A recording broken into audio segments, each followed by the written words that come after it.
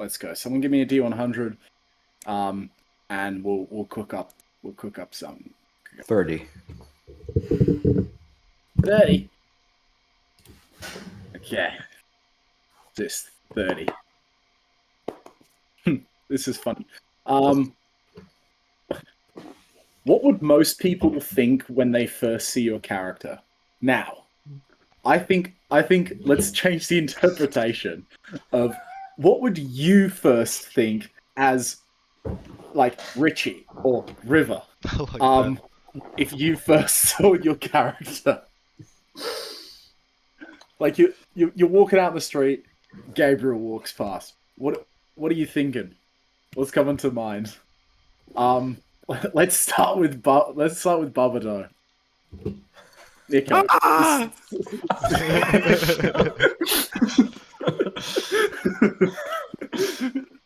Yeah, Nico, you are in the woods. It is just past sunset, and you're trying to make it back to your car at the end of a hike. Holy Ghost fire! Jesus Christ compel you! You encrypted, I see. Yeah, now I'm running. I think I too would be scared if I saw Barbado in the wild. Over 7 foot giant swamp monster. That's literally just like fucking the devil down in Georgia, man. I think it's a bunyip. I'd be like, this is the Australian creature they were talking about, chupacabra. I can't tell if it wants to eat me or fuck me. God. All right, swiftly moving onwards. Julian. I think if I saw Gabriel in public, let's say you're like pulling up to a random like church, and like church service is about to start. He walks in. Oh god, it's a cult. Leave. Oh god, it's a cult. Leave. Man, those cult vibes are really strong here. No one has hair that long, and like, come on, just look at him. With hair that long, that is a cult leader. That is a cult leader right there. What about on the street? Would you ask him for a shampoo or something? I think if I saw him in the street, I'd like assume he's one of those people that's like claiming they're Jesus' second coming or something like that. Stay the hell away. All right, Mads, you're in line at the DMV, and Lenora's in front of you. Oh, okay. Random scenarios. I think, what the hell is this aristocrat doing here in this getup? Oh, the she's in the DMV of all shit. places. If she's in her usual attire, I think, what the hell is she wearing? These Europeans, God. Yeah, kick them out. Kick these Europeans I think out. she'd be the most normal looking person, though. I think outside the outfit compared to Babado. and Jesus Draconis, yeah. Yeah. So she like, what is this Lord of Liechtenstein doing in the DMV?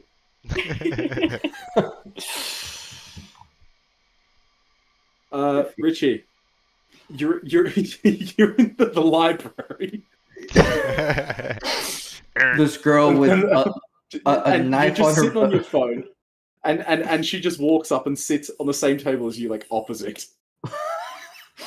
I would think, what is this autistic girl doing? Then wondering, why is there blood on her fists, and why does she carry a knife like on her belt openly? So you're arresting her. Yeah, absolutely. Yeah, those hands are awfully calloused for a librarian. Yeah, just be like, okay, look behind, see if there's anyone that's like been beaten up. Probably sees like at least one kid or two on the ground. Yeah, you get a call out for a domestic violence issue. Yeah. I find Matt. Oh. Yeah, absolutely. Madeline, the absolute wife beater, it just destroyed. Okay. Um, Now, Leah, the worst Leah, one. The worst. you're you're watching an episode of MythBusters, and they bring in a special guest. Oh shit. What It's the a fuck? live episode. What the fuck? You're in a live audience. Oh shit. I'm doing the Batman gif. I'm doing the Lego Batman gif. I think Oh, I no. am. Let's I see. think I am asking this person to like mentor me. Honestly, that shit is so fucking silly. Yeah, It takes bring in all- some of your shotguns from the back of your car, please. Please, I What can if you want me with trade. this? I can trade. If you could get me some explosives, how do you do that shit? You take one look at the gun and you instantly fall in love. Like, oh my god, this is what I need to do now, forever. This is terrorism. This is terrorism. I see. I guess I have to do it with an NPC, and then someone could pick the scenario. Oof. Do you want an NPC that's alive? Dude, Klaus, and you're fucking Oh, doing okay. his champagne run, his wine run. No, You're doing his Marcus, wine tasting. You wake up in your bedroom and suddenly you're in front of Cineraxis. What the fuck? Is that not an obvious Um, answer? That is scary as hell. Well, yeah, I think I'd instantly incinerate before Yeah. my brain could form a thought for being in its presence. Nah, actually, I'm built differently. You know, Oh, since, here we since go. it's me we're talking about, I'd put hands Yeah. on and I'd defeat him. You know, Yeah, Marcus is like, I reckon I'd you run can the beat him. 1v1. I'd run the ones. My confidence would carry me through. Listen, So you run as the a- runs, last a minute, and that's no. Hey, if I could last 10 rounds against IRL, listen, I have the unfettered confidence of a 6'2" white boy. I'm killing him. I'm immortal. You only have a couple No, broken no. injuries, you know, so you should. That's be good. an obvious one. We can pick another one. Yeah, my mind begins to fold and I cannot comprehend it, and I either instantly incinerate or burn up. But what if you I just vote chill? for the Princess of Brunark suddenly appearing in your bedroom. Whoa! Hold on now. Hold on. Bed. Hell, hold on. Hold on now. What do you mean by that? This is me we're talking about. So I'd be fucking terrified. I'd be she's holding a sword. I think I did something to someone when I was in Europe. Okay, but she's asking for I paid directions. the consequences. Listen. You're hunting for something that's not. That's- It's not going to. I gave you funny scenarios. I want my Fuck you one. I guys. want my Next one. question. I want my one. You're doing Klaus. Klaus is there. You're No. doing a wine tasting. I'm doing a wine tasting class. Oh, I don't. Tough. I just fucking Sweating. finished the tasting, isn't it? Yeah. Well, assuming I knew, like, I wouldn't know who he is. I just think he's like some Russian aristocrat. So I'd probably try and like get a lot of bottles out of him for the commission, to be honest. But Yeah, I feel like in that setting it'd be fine. it'd be pretty chill. Like class, he's getting a wine taste. He's on He's a on dinner or he's on something. holiday. He's I chilling. feel like he'd be quite respectful. What the fuck? It's like really I just think chill. it'd probably be a pleasant. I think with it'd be a pleasant waiters. interaction. What the fuck? I'd look at the Just guy like- and be like, yeah, this guy's got hella racks. Let's jump some of the most expensive ones. I'd have a good time with him. But no, let's move on to the next question. You dickheads. Hey, at least I didn't ask you about the princess. That was Yeah, that was pretty good. really being a bit strange. yeah. So who's going to do it? Who's rolling the D100? I'm not I'll gonna do do it. it. I'll do it. I'm not gonna do it. 30. Well, that was the same as last time. So someone else can roll. Ugh. Guys, take Two me off the thirty. team. Two the same roll in a row. Everyone takes 2d10 psyche. Put me on the bench, guys. Put me on the bench. No. You got this. You got this. Just one more roll. Okay, I can do it, coach. Put me in, coach. 3. 3. We like a 3. We like a 3. Absolutely. Fucking. I don't like 3, so I'm gonna choose from the list. Fuck it.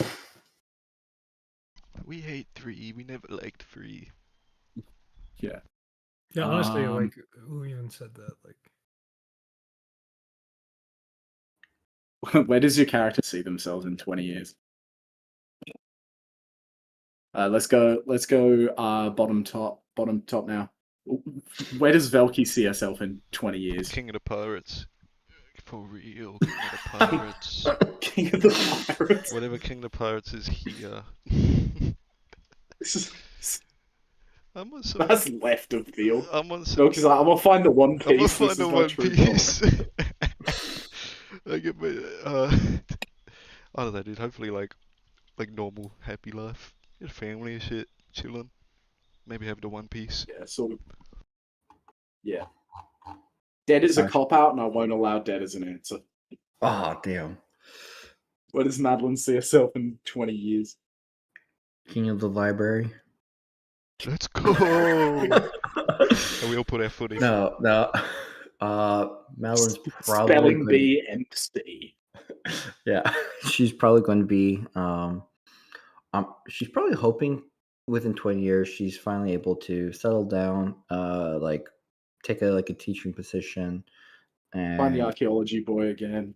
absolutely, or just like get settled down with someone. Essentially become a professor and start enjoying the peaceful, quiet, retired life that has barely forsaken her for the past however long this campaign's been going on. Atlas doubts that, but Yeah, Alice is already like on that path. She's just going to follow her big bro. where does Lenore see herself in 20 years? 20 years, I think she'd want to still be abroad, meeting people, making face, having fun, exploring the cultures, learning different languages. Realistically, she probably sees herself back home, bridal with domesticity, probably married off with 2.5 kids, that kind of thing. But she'd like to still be abroad occasionally. I If she like how the survives, that is. adventurers, the people who've been adventuring for more than like a week are immediately like retired, get the hell out of this business. But it hasn't quite jaded Lenore yet. She's like, yeah, I can still be doing a bit of adventuring. The other's like, get me out of this, get me out of this business, please.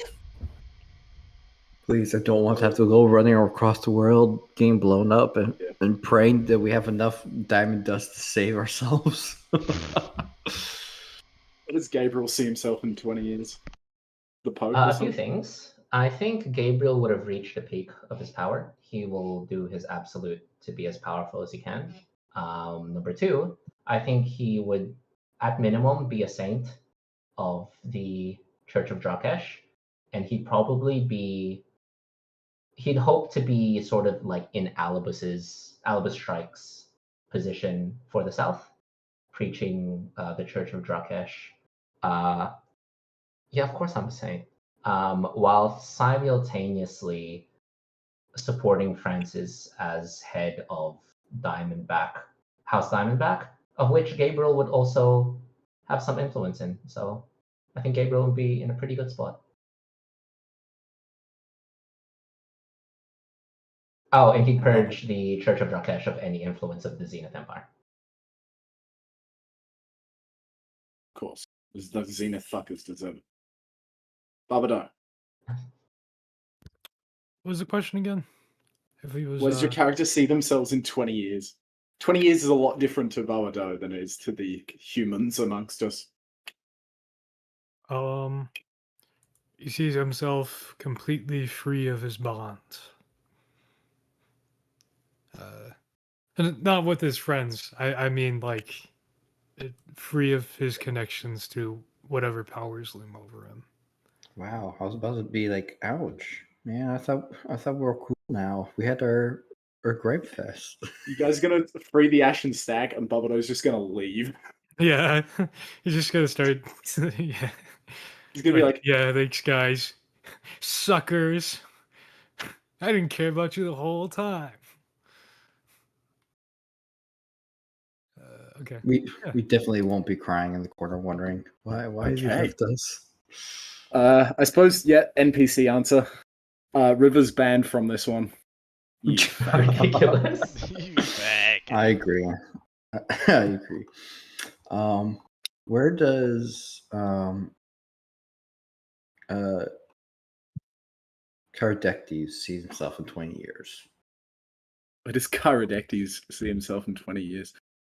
I'll be super real. He sees himself doing in 20 years exactly what he's doing right now. He's doing well. He's like, I'm gonna keep experimenting. I'm gonna keep inventing.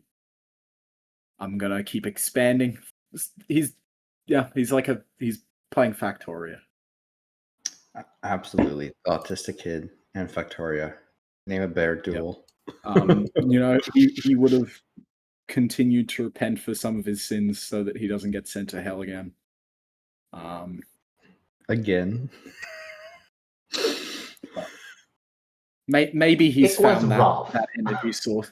Maybe he's been sent, maybe he's found that energy source, the renewable one, so they can stop using elementals. Maybe he's given it to Dracon. Maybe he's made Dracon pay him handsomely for it. Who knows? I think probably the latter is Caradectes. He ain't just going to give something for free. Yeah, he needs a little bit of money. He needs a little bit of cheese for that.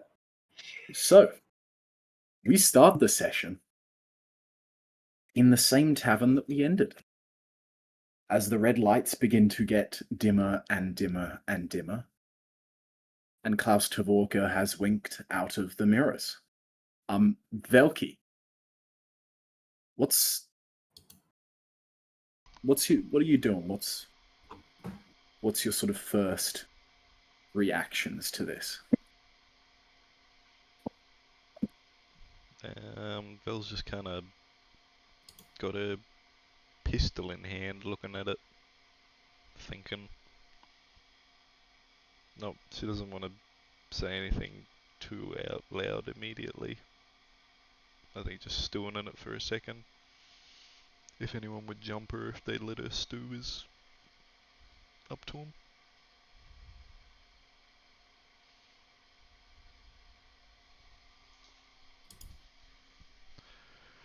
I think Gabriel will say, though we have been threatened today, it doesn't change our current goals. Fighting the Ashen Stag, the Zenith Empire, and investigating the Warforged Graves are not to Klaus's interest. So long as we work on those, he won't harm us. I believe there's a reason he hasn't blown up everything yet. There's still something he needs. It's much more useful to him to have the threat of blowing everything up rather than blowing everything up, actually. I heed, take heart. We have much to do. I know we're being probably watched, going to be the whole time now, but should we perhaps try to find some ways to negate people watching us? I can likely buy something in the city here for it. I know there's amulets called Proof Against Detection that we can use. Just something to think about if we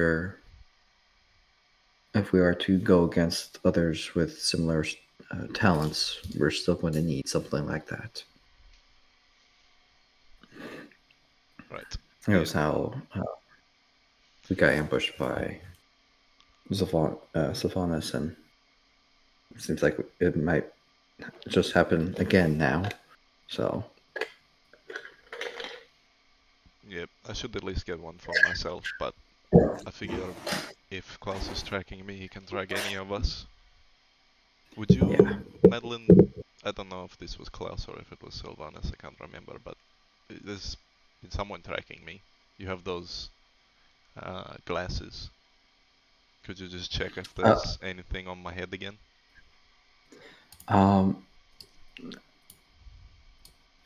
So I have the class to see invisibility, so technically, I mean, if there's anything invisible tracking around you, I should be able to see it. That's if it's invisible, though.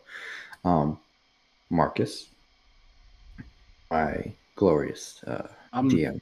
The traditional scry spell requires a scrying orb, which is a little invisible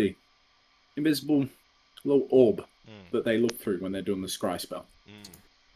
So someone is using the scry spell on Belky, you'd be able to see it under see invisibility. Mm-hmm. And activate the glasses. Is there any near us? There is one of them above each of your heads. Yeah, we haven't been very on top of that, have we? No. Actually, I'm going to keep it on just to see, like, if there's anyone else with scrying orbs over them right now in the city. Like all of us? Like why even all of us? Notably, there is not one above Lenore. Ooh. Not yet. Lenore, take a couple steps that way. Yeah, tight feet. Yeah, I'm good, y'all. Stop talking to Lenore. Yeah, I take a few steps. But yeah, Matt. Roll me an Arcana check, Velky. Okay. I feel like and Lenore if you want as well. Lenore is the because only you are a wizard. Like we need to. You're a divination wizard. Roll this with advantage, Lenore. We are putting her on blast right now. Like she is so lucky to not be scryed on with us already. You said Arcana? Yes, with advantage.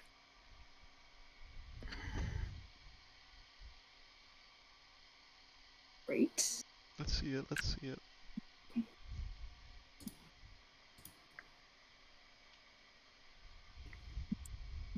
Okay. So, that's good enough for the both of you.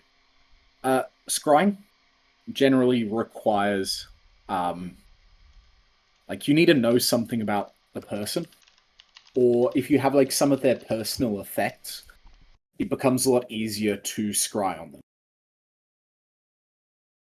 Likely, they don't know enough about Lenore or have anything personal of her to reliably scry on her yet. Would probably be your consensus. Yeah.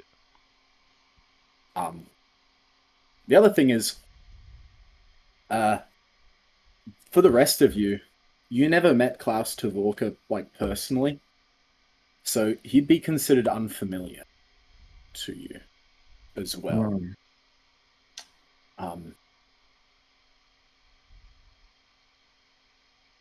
So there might be a possibility this is not Klaus doing this. I suppose it could be any number of people. There is a few Tvorkas that you have all met personally, though. Oh.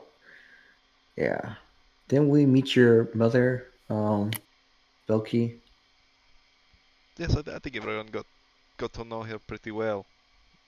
Evidently too well. And your brother as well, Misha. It can't be Misha too, shit. I mean, isn't your whole family in the business, or? Yeah, but when did the business become tracking me? You're kind of like the lone wolf that is apparently not happy with the family business and possibly a danger to it. You have any other ideas that they may want from you? I doubt it. I mean, That might be what they're after. I don't know how you all feel about being scryed on, but I'm going to go purchase one of these amulets before we leave town. That's probably a good idea, yeah. That being said, I got nothing to hide. I don't think it's about having anything to hide. I think it's not wanting them to be able to see where we are at all times and what we're doing. But I get it, you know. They can see if they like. There's no disadvantage to me, I swear. If we were to be making moves against them being able to scry on us would be a little bit of a disadvantage for us. We've survived Sylvanas. What worse can they do to us? Man, I was just going to look into the camera. Like why? I suppose I got no churches to burn, though.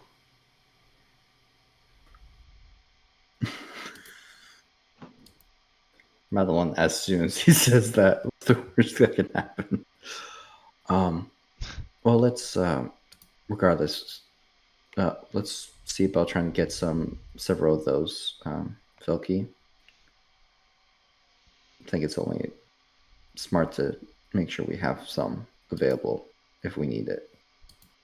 Right, yes.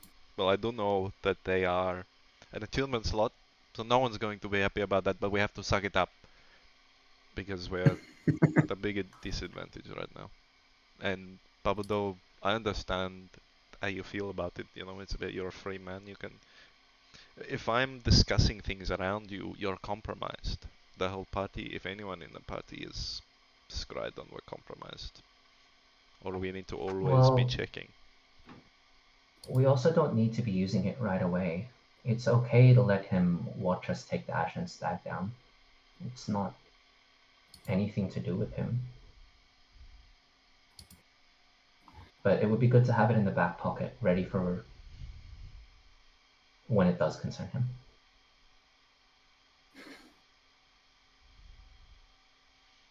Yeah, that's definitely it.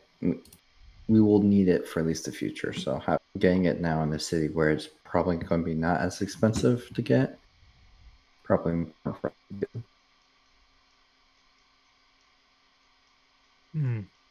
That's some kind of spell to stop scrying on us. I actually believe there is, but I think it's but I'm not the wizard, so Lenore, can you do that? Pardon? Can't we cast a spell to dispel the scrying? We don't want people watching us, yeah. I could research, but I'm not able to do that, I'm afraid. You can roll me an Arcana check. Again, Lenore, being a divination wizard. If only we 10. knew a really old lady that was really good at this stuff. And was someone's mum. You can have advantage on this one. So don't worry, it's like divination field related. Toki. You're also welcome to re-roll your. I got to do right now. Your divination dice. 18. There is a spell that does it. Given it's an 8-hour duration, it does last for a long rest. It's called non-detection. Detection. And it requires 25 gold worth of diamond dust, which it consumes, but it blocks someone from all divination magic. I exposit this to the party. Yeah. Well, at least we know that there would be a spell when we need it. I mean, we do have some mages we could contact in a time of need. Your mother, or Kaltis as well. I don't know if he has that spell specifically, but But I think we have to. We'll probably have to wait. But for now, I think we go and try out our luck with the Ashen Stag. the final option I thought of for future, not for now, is we have some people that aren't scryed on, and we have others that are. Because if they scry, we can, if we plan it correctly, we can control what they see. Right. We can I give do Klaus know- false information in the future, if possible. And he won't know whether it's real or not. Because I've said this and he's listening. Anything he sees from now on could or could not be part of our plan. Could intentionally deceive them. I think we leave the conversation of what we're going to do when we're not being scried. No, it's a game of strategy, sir. It goes back and forth. If I play rock, paper, scissors, we are, and I say I'm going to pick rock, what are you gonna do? Do you assume that I am going to pick rock, or that I am deceiving you? Only serves to make you think harder. Well, all I gotta do is decide whether or not I'm picking rock. Fair enough. It's a waste of resources. So, with that, what are we going to do? What else do we need to do before we go to the Ashen Stag? Because apparently, me and Francis are no longer welcome to the library. We still have the Warforged graves to investigate. True. Perhaps if we complete this, the dwarves may lend aid against the Ashen Stag to some capacity. Maybe it's something we can bargain for. I'm sure we can ask for some assistance, but they would be on the other side of the world. We need to, whatever aid we'd ask from them has to be something portable that An we'd be item. able to carry. Yeah. I don't know. Something. An enchantment of some kind. I'm not sure. We'll have to figure it out. Is there anything else we still want to do in this before we leave? If someone could buy me an amulet, I probably still shouldn't go out there. I think the makeup's doing good work, but better not risk it right before we leave. I'll give someone. Nice. How's the art commission coming on, Liam? Oh, I got Francis on it. I mean, I got Pen on it. Gabriel will offer to do a shopping trip, and if anyone wants to join him, to get the non-detection amulet and whatever. Absolutely. Shopping trip, guys. I know exactly how much it is, so just say that and I'll take it out of my money. Lenore, are you going to join us on our little shopping spree? Is there anything you would like? I would love to. I would love to see if I can get a scroll and some diamond dust. Also, Question, how much diamond dust do we actually have? Because I know we have quite a bit. I've only got I'm sure Lenore could 1700 just... gold worth. Hey, can I have that? Hey, can I have Hey! that? Hey, can I have This is for bringing people back to life, Lenore. What do you need it for? for non-detection. Huh? I'd honestly Oh. say that they're equal value. Well, we don't need the spell right now. But I suppose in the future we can talk it out. Oh, I don't know. Or we could just buy 300 gold worth of diamond dust. Make that 2,000. We could- How much do We you can. need? I'd be excessive. We can- I do also have 600 I'm looking gold to pieces sell. worth of diamond dust. So You'll Okay. just have it. Okay. 2-3 My total. I know Lenore. Does Lenore have gold? You don't have any gold, right? I am comfortable. Yes. comfortable. Can do something. That's exactly what a rich person would say. Yeah. The suspicion grows. Why I said it. Hmm. For the interest of economy, Mr. Babazo, would you be willing to share some of your diamond dust with me? It will be for the common cause, I promise. As Velki said, it was for bringing people back. Just Probably help. have Depends on like, how like valuable. 12 revivifies. I only have 1700. Look, I can give you a couple hundred. How Hey, much? What do you looking at the past, how many people have died? Kind of.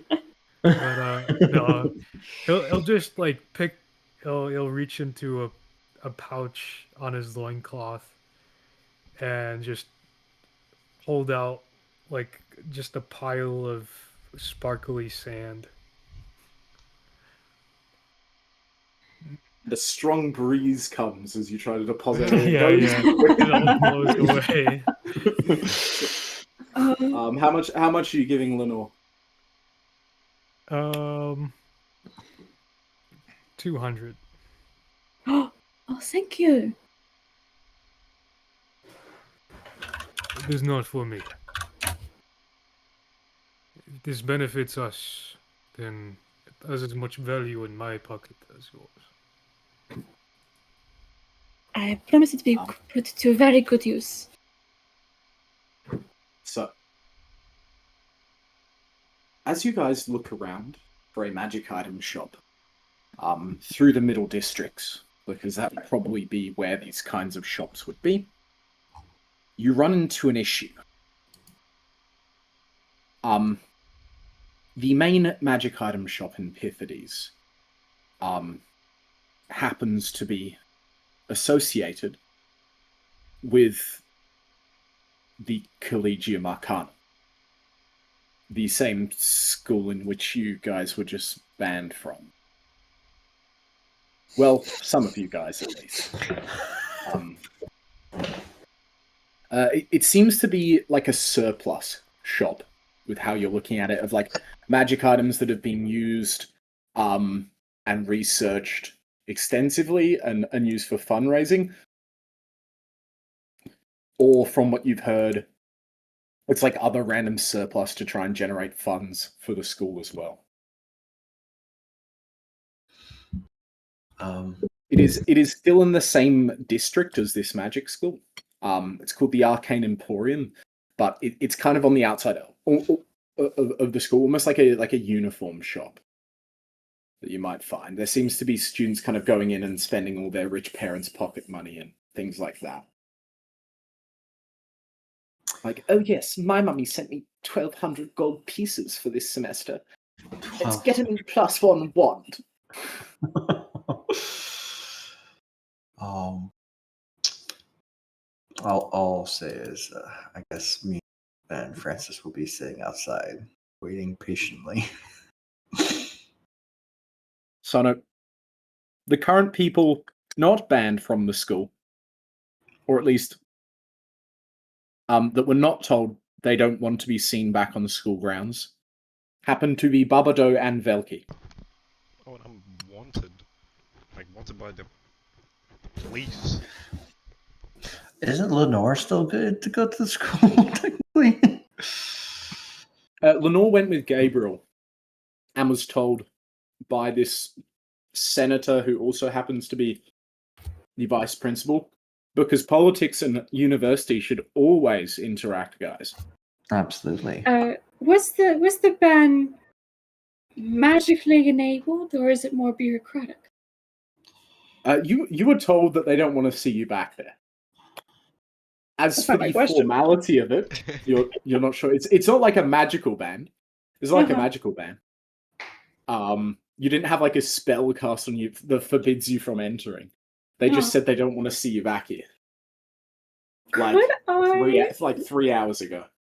Could I just stealthily, like nonchalantly go in anyway? Yeah, absolutely. I would say you're welcome to roll me a stealth or a deception check if you kind of just want to like walk through there, like, you know, like, I'm not banned from this place. I'm not guilty. Either one of them work. This seems. I don't want to Stealthing get in in, trouble. blending in I'm with gonna the Don't burn get one of my him for it. portents, and I'm gonna have this be a 30. Oh, Have this be a 30 on a stealth? Yeah. I see. Is it the 15 important? Yes, I'm using that one. Yep. So the rest of you would see Lenore like walk off into the gates. There'd be like a group of people that she walks behind for a second. You're like, you kind of lose her behind a person, and then she's just gone. Nice. It's like that classic sort of walk into a crowd and you're not there anymore. As you walk into this shop, because you're on a 30 stealth check, you're absolutely not interrupted on the way. Yeah. At all. You see a tall elvish man with silver hair and these like bright, almost artificially blue eyes behind the counter. He's in silver robes that match his hair with like these gold runes embossed all over like the stitches in his arms and kind of on his sides that go down these robes. He's wearing these fragile looking spectacles and flipping through a few scrolls. And there's a number of students kind of perusing the shelves. It's a big place, the Arcane Emporium. It's two floors. And the shelves are lined with all sorts of rings and scrolls and wands and books and boots and armor and potions. This would be the first like magic item store you've actually seen. That's all very heavily regulated in your country, because why would you want like the everyday person, regardless of how rich they are, getting their hand on a necklace of fireballs? Lenore is kind of in a candy shop right now. She's a That's fat a kid disaster candy waiting to shop. happen. In this, Marcus, question for you. From what Lenore has gathered, would it be a microaggression to assume an elf speaks Elvish? I don't think so. Okay, just checking. You know, he might not understand the Elvish language that you've learned, but you can certainly give it a go. As common is different from the south and the north. Painfully. Yeah, I would like to approach Paul Atreides, and I'd like to speak to him in Elvish, if I may. Paul Atreides, Skywalker. What do you say? Pardon, monsieur.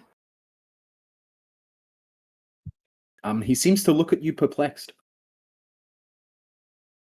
I hate to disturb you, but I was wondering if you could help me find some absolution scroll, please. What language is that you are speaking? I'll He refers back to a common. Yeah. Oh, my apologies. I meant no offense. I'm not from around here. I was wondering if you could help me with finding some adulation magic, please. Oh, well, that depends on the kind you're looking for. Is it for a class you're enrolled in? Or are you independent of the university? You've got me. I am independently sponsored. I see.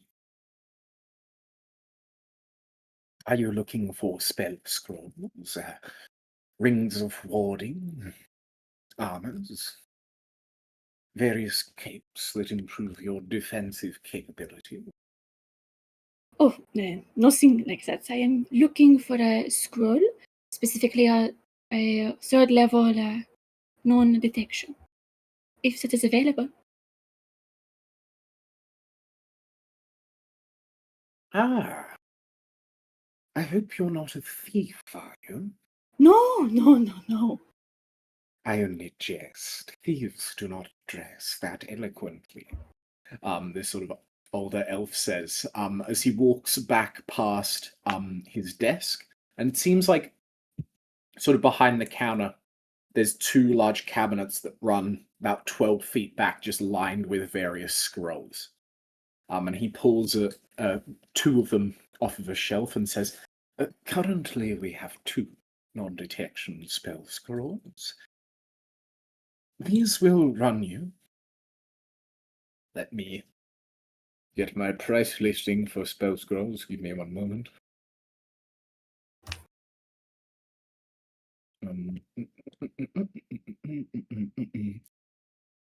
250 gold pieces each.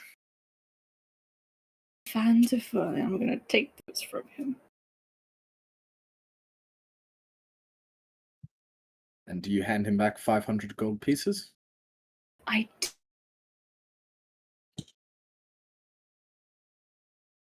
Is there anything else I can help you with, madame? I'm assuming nobody else wanted anything. Feel free to have a peruse. Is there anything right now?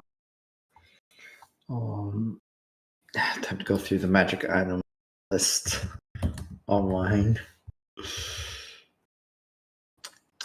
It seems like they have a rather extensive Yeah. inventory here. Unlike Dusk, who's the party's current favorite. Magic item merchant down in Exodus. Let's see. Who has very limited items. They have a lot here. But they love Dusk because he sounds like Joe Swanson. Is there any chance? Goats. Do you see a carpet flying? Maybe just in case we need to fly over. I think Lenore imagines that in her head and just kind of rolls her eyes like, cop, fly. For us for some non-fly party. Look around for as you walk over to as you walk over to the levitation section, that is on the second floor, roll me an investigation check. You alright? 24. 24. No carpeted fly, but they do happen to have winged boots, which they are running at 2,000 gold. Bit steep. Yeah. Yeah, the thing is, with these uncommon items, if they're really, sought after, who wouldn't want to fly? How well surveilled is this shop? How Oh, no. Just a side Mate, question. this is so easy. Not another one! I literally No! have this spare. I have spare of these in my bag. No one wants them because they're interesting. On a 24, it does seem like the things that are on the shelves, like these boots, there is some sort of light magical wards on them. No one seems to be picking anything up and touching them, is the other thing that you notice. But apart from that, it's in a corner on the second floor. There is some abjuration runes over the items, though. But you could try your luck. It's difficult to leave a store with a pair of shoes in hand, but yeah. No, I'm good. I will abstain. There's from no active mayhem. security that you can notice. No. Don't Don't need tempt her. magic. We don't need the boots. We don't need the boots. That you can notice. So there is there does seem like also behind the counter there was another door past those the scroll racks that seem to be a vault door that's looks like solid steel or lead.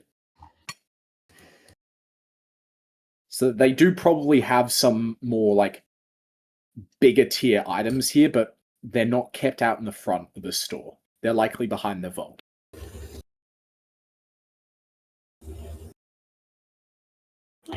For scrying. Yeah.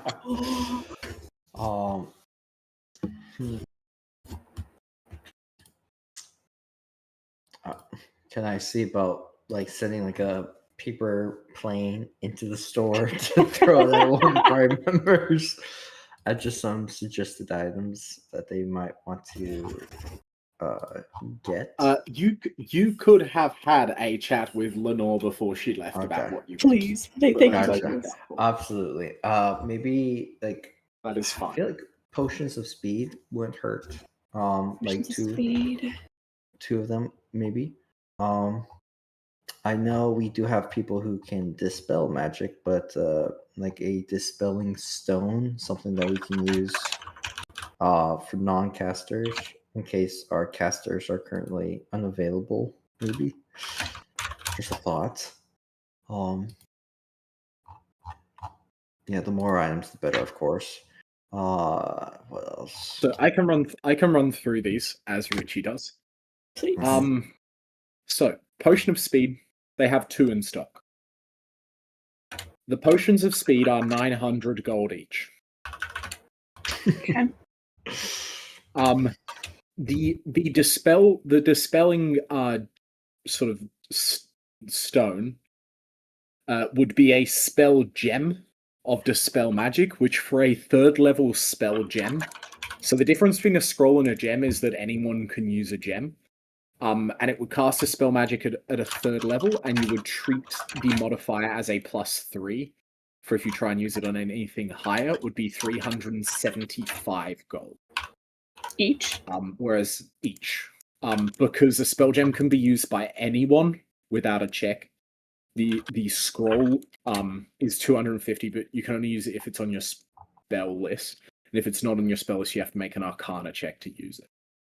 So that's the difference. That's why it's more expensive, because it's in like a gem form. It's like a charge of the spell.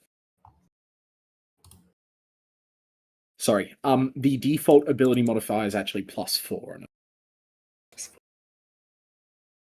And then before I left, could I say, if you're going to want these things, they're probably going to be expensive, so pay up. Sure. Madeline. Why not? I'll just dump 2 grand. 2 grand, thank you. So you'll dump 2 grand on the potions. So it'll be the potions, and if we can get that dispelling stone, how much? So each potion is 900. So a spell gem of dispel magic is 375, and the potions are 900. So it'd be 1800 for the potions, and then you said there's 2 stones. Yeah. Okay. They could supply. Dispel magic is big. Like it's really common here. Like students using it to like get rid of experiments. They would have a number of dispel magic spell gems. Like I don't think you could physically buy the amount of dispel magic spell gems that they would have, just because it's such a common spell for them to use here. Okay. Okay. But they'd run 375 each. I think. I mean, me, Madeline, maybe Francis should just have one, just in case. Spell magic, so I think it's just for me for right now. So in case I need it. So that would be outside- 11. So for 3, that'd be 1125. So it's for the 2 potions of speed plus the 375, 2,175, and you find that in your wallet. Okay, so you can spend 2,000 gold here on getting those for Madeline. And yeah, 2175. Would you? Wait, are you going to try and haggle on the prices? We're only getting 1 stone? Well, I feel like everyone else is able to cast it besides Madeline. Okay. Right? I mean, I Everyone can't else cast can it. cast it. Fred. Oh, I cannot No. cast the spell magic. Because Sure, I'll take one. Why not? I can only cast counter spell, not the spell magic. okay, then you have So- to throw in your own money there. yeah. I was Yeah, going to mark have off to anyway. 375. Like, give me 2K. How much was it? 300. 375. 375. Easy. Yeah, just add 375. Sorry. Yeah, I don't need to give anything to you. It'll just go straight to Marcus. Yep. That's fine. Yeah. So how we'll play this? River Markov 375. Richie, mark off 2175. Yep. Really Okay. dead. And if Lenore wants to haggle, I guess she can keep the I- difference and not say I would anything. love to haggle. So, Jeez. so let's see. You're purchasing a gem of non-detection, or a scroll of non-detection, right? Two of them I'm for buying, 500. I bought the 2 scrolls of non-detection. Okay. So let's do a little bit of math here, because you're doing a pretty big bulk order. Mm-hmm. So you're doing a bulk order worth 3,050 gold.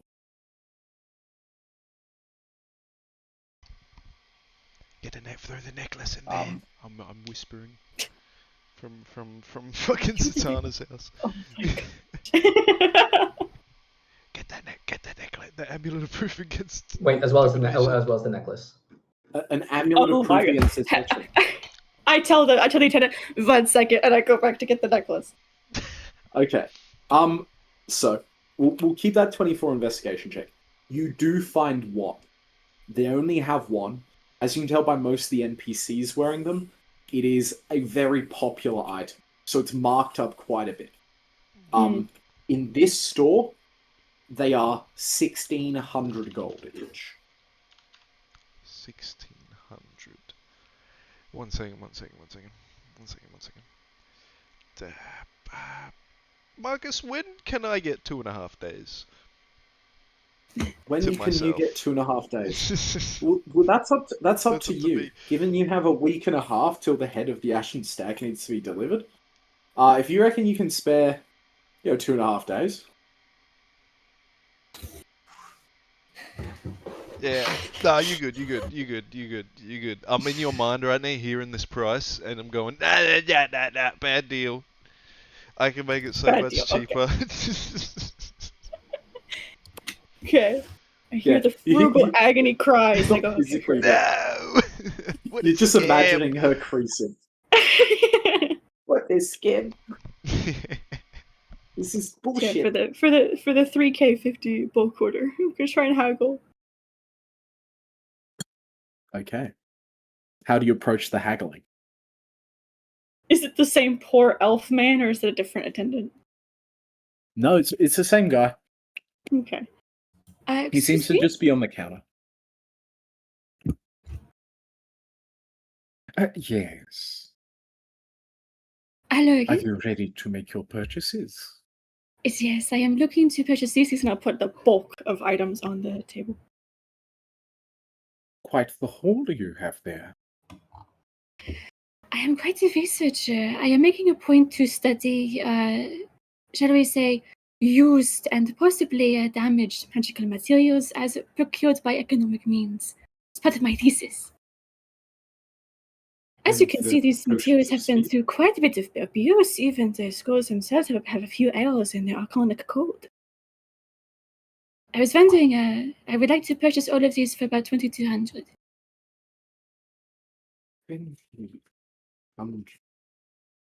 Roll me a persuasion check. Okay.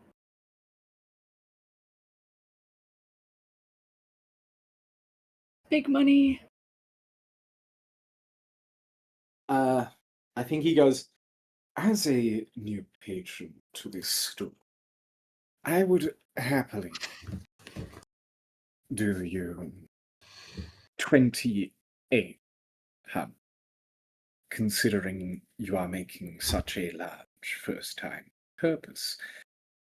And here we enjoy our big spenders patronage. 2,800? You must be joking. You're so funny. Please. All right, I'll bump up a bit. 2,500. 27.50.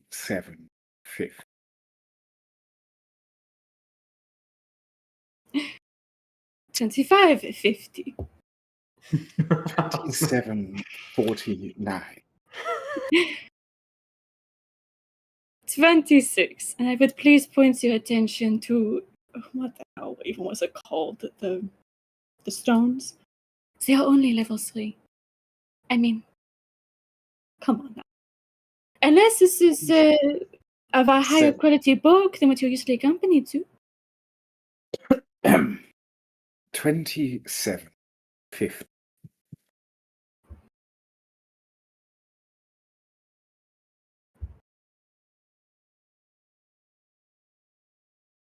$27 even.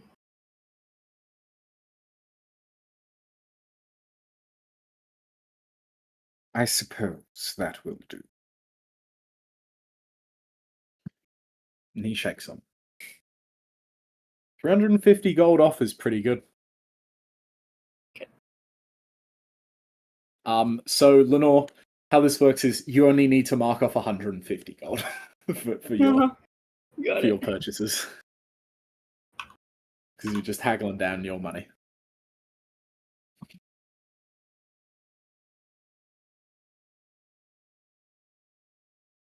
I get a bag. Yeah. They'll pack it in like a little plastic shop. No, it wouldn't be plastic. It'd be paper bags. Oh, Oh, gotcha, that's gotcha. good. Okay. That's good. I'm glad it's not plastic. I'll take my items and leave.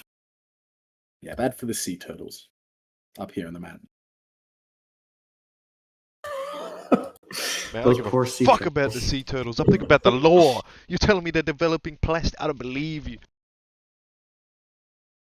Okay, who wanted the potions of speed? Over here. Okay, potion of speed. Okay, who needs to spell magic?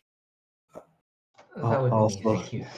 Okay, here you go. I think we both got 1 stone each. Yeah. Yes, I have 2. Don't spell. Thank you.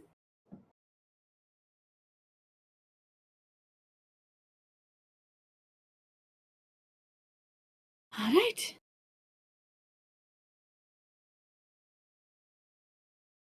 Where are you off to next, guys? So Oh. there's a few options. While you are still in your downtime, there's the grave options, and there's investigating Gabriel's church. Off the top of my head, Oh yeah, probably to want see to if do that. Pastor Walker kept true to his word. I think it would be good to go to Katessa, check the shops there for Velki to get the amulet, as well as maybe talk to Madeline Chaucer about other methods of non-detection for divination, see if there's anything she could help with. And the church. All right, then let's go over there and say hi to my mom and everything else. So, Babado, you're gonna have to use your 6th level slot this long rest for your transport via plants. And I'm going to move the Francis token across the ocean to another city as you guys are going city hopping because level 13. Oh, does this count You as can a just long do rest? this. You would need to long rest again in Katessa before you can teleport out of it. Unless you have 2 6, but I don't think you do at this level.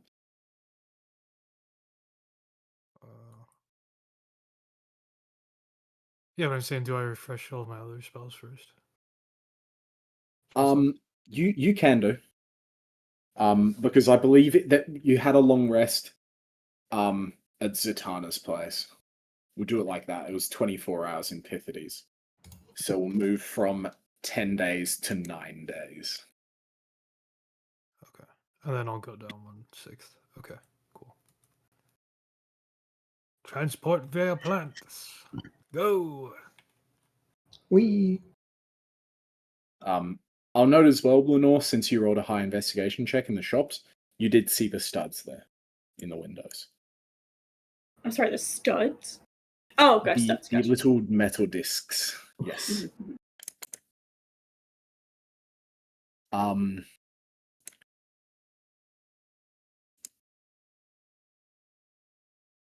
Katessa. I'll move you guys onto the Katessa city map. Considering I made it all those years ago. Yes, finally. and it took a while to make. So let's just fucking boom. This is the city you find yourselves in, built onto the cliffs, facing the northern islands of Massissia, where the elves are. It's into a lovely peninsula, and it's quite a warm city. The city's built in these sort of ring shapes, where there's this big docks at the bottom cliffs, and then you have to take these huge stairs up. There is an area outside of the city near this huge dam that they have. And you can see a royal palace sort of climbing up. It's not in as many... I don't think it's quite as big as Pythides, but it seems like a bit more kind of spread out, whereas Pythides is just super tall. This seems like just streets and houses, streets and houses, streets and houses. The influence for this one, as opposed to like Rome, is more sort of Spanish-y style. We've got these like huge cliffside villas, and the houses are sort of, or the streets are sort of set up in these grids, like a Barcelona style, where it's like 2 stories. There's loads of people that live in these communities as you go around. It seems like there's very clear districts up here.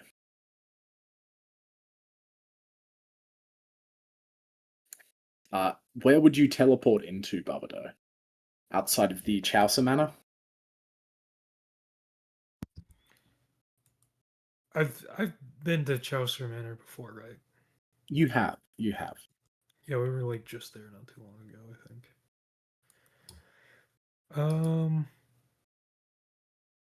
Yeah, sure. Just outside the Chaucer Manor. It was like 25 sessions ago, so it's a decent way. Richie, would you like to describe the Chaucer Manor and your mother? Yes. Grab all those details.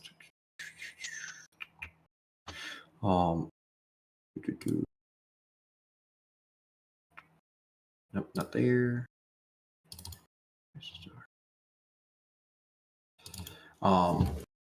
The kind of Chaucer Manor is probably going to be, for Lenore, maybe like a decent sized manor, not the largest, but still considerably well maintained and taken care of. The actual facility is usually going to have like a staff of maybe like Red Dragonborn, other individuals to maintain it. The only people that should be here right now is her mother, unless something else has happened, which is the original Madeline Chaucer, a human woman with kind of long brown hair, very much wearing blue robes, somewhat pale skin. She definitely would have the look of a wizard about her, and maybe Lenore would sense a familiar divination wizard. But outside of that, I never think we actually like figured out much like the layout of the Chaucer Manor, other than it's at least a good sized estate. So it looks like a large Spanish villa. You've got this awesome like moss growing up these stone pillars surrounding it, and these wonderful gardens that are being tended to by various staff. The actual property itself sort of dwarfs the manor. The way it's done is it's like 2 stories. The ground floor is like really huge. All these big pillars, sort of open atmosphere with all these big windows facing out onto the cliff sides. With like a second story up in sort of half of that takes up like half of the house. In the garden behind the house, sort of standing above it from where you are right now, is a giant observatory. So like 60 foot high, this big dome on top. sort of past the extensive garden at the end of the lawn, right near the cliff that overlooks. So Gabriel's token is currently here at the moment.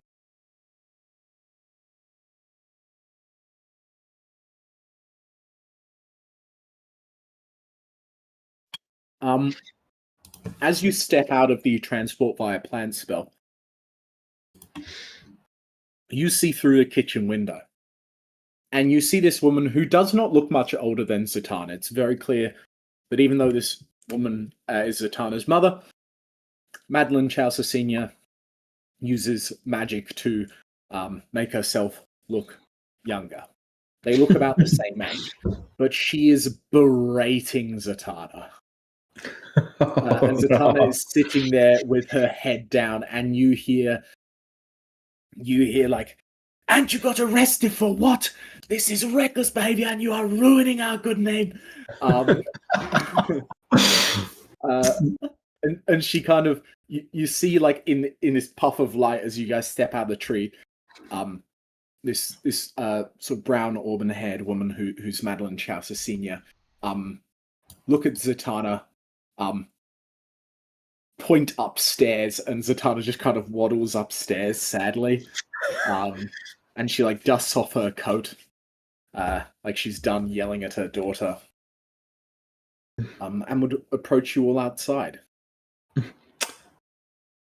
Madeline is definitely hiding behind Bombadil at this point. Yeah, it's either that, Madeline, or like it's one where you see like one of your siblings getting berated by parents, and you kind of, they're like, how does it feel?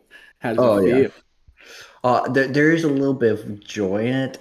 She's just hiding just in case she's about to get yelled at, because she might have been at least interrogated and detained, not as badly as Zatanna, but just in case. So she's trying to hide the smirk too, as well. Hi, Mom. Everything all right? Oh, yes, you know how your sister can be. Mm-hmm. Absolutely. But I imagine Did you get my your lunch? Yes. Don't worry, Mother. I got my care packages. Yes, quite a few of them. I do appreciate them, of course. Thank you. I should probably introduce you. Mother, this is one of our new companions, Lenore. Lenore, if you wish, is my mother. Well met, madame. It is a pleasure to know your daughter. I can see where she gets her beauty from. Everyone hitting on Madeline's one, dude. You can keep this one around for a while, Madeline. I think she calls you Maddie, because that's yeah. But glad she's got your approval. Madeline's just gonna look over at like, really? I think I'm my mom. Come inside. And this woman is wearing these blue and white robes, and there is diviner's runes all over her, just all over these robes, plain as crystal. I want to check with clear as Madeline crystal, as should I we're say. strolling in. Like, Madeline, are we still being scryed, or are we good? Actually, good question. Madeline is going to check with her glasses if the scrying orbs would fly into the house. So, as you cross through the threshold of the Chaucer Manor, through the open glass doors to the kitchen, because she wouldn't take you through the front doors. She'd just take you straight into like the kitchen and dining room and living space there. They disappear. Okay. Great. Madeline will then look to Velky. Could you check the windows if possible? Right. Yes. Good idea. I'm gonna do that. How's it going, Mom? Anything new? No new windows installed or anything? new around the house? There are studs decorating Bro, this Oh. house dude. on the windows and reflective surfaces. How Um, the fuck? And I think Madeline, as you say that, and Madeline Senior kind of looks at you perplexed. You just look behind her for a second and see a slight red glow in the corner of one of the windows. Mm. Oh. Just You wondering. okay? Yeah, I'm fine, Mom, but What's been brought you all back here? quite a few things actually, Mother. And where has your new friend come? Well, Lenore is from this, and we're actually looking to go to, face a archfey, kind of to fight them. It's a long story, but we're also trying to help out a couple people down in the south, a couple new nations that we found. Lenore being a princess in one of them. Well, royalty, member of royalty, regardless. And And you we're didn't pre-warn me. I could have made us more presentable here.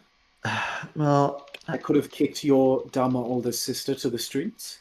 If we were going to be in the company of royalty. She sort of says with a smile. I'm sure Satana would have managed to be presentable for what She can't be doing this in her 40s. This is ridiculous. Mom. She's a free spirit. She likes adventuring stuff. You know, she's always been like this. Now, whether she should be doing that is another question, but that's what she's always been doing.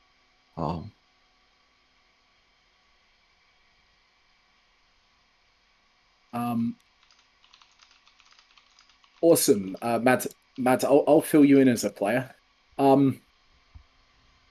Madeline Senior is a at least in this region, is a renowned diviner.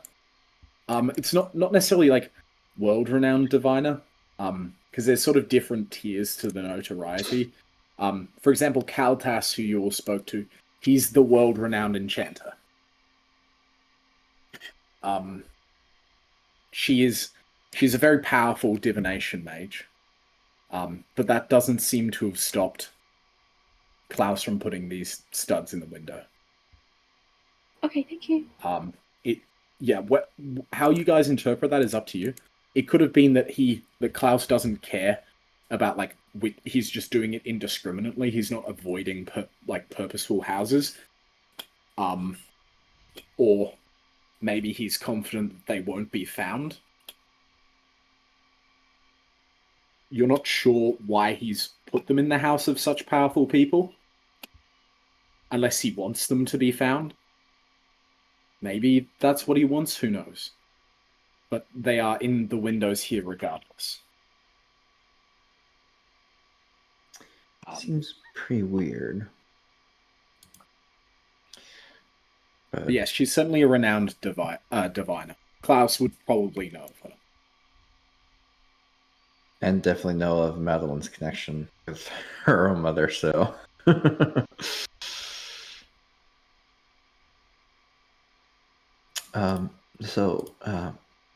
Lenore, if you, I know you're a bit more on the wizardry side. I mean, my mother's a pretty decent wizard, and diviner. If you had any questions or want to, she gives you a tap on the neck and goes, "Pretty decent." I'd say very decent, spectacularly decent. Madeline says, trying to joke around a little bit, despite her obvious concern. She has to find a way to change her fear. Yeah, I feel that too. Oh my god. She does sort of a brief bow and says, the principal of the Griffin's Guile, the Magic Academy. We are a small school operating out of Contessa and now Exodus. It's our first franchise. My specialty is divination.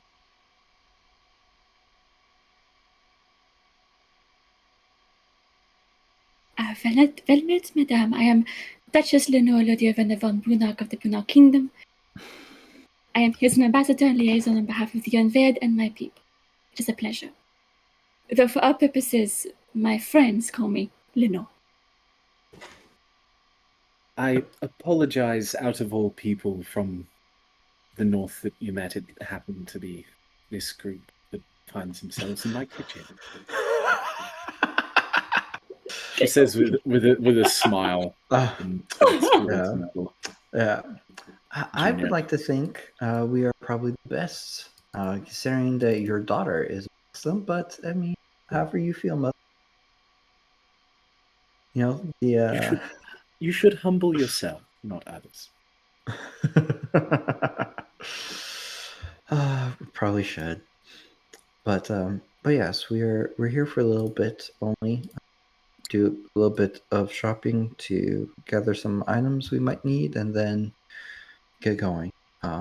So if you don't mind, mother, we probably will be here for at least the day, I think. If you think you have the room for everyone here.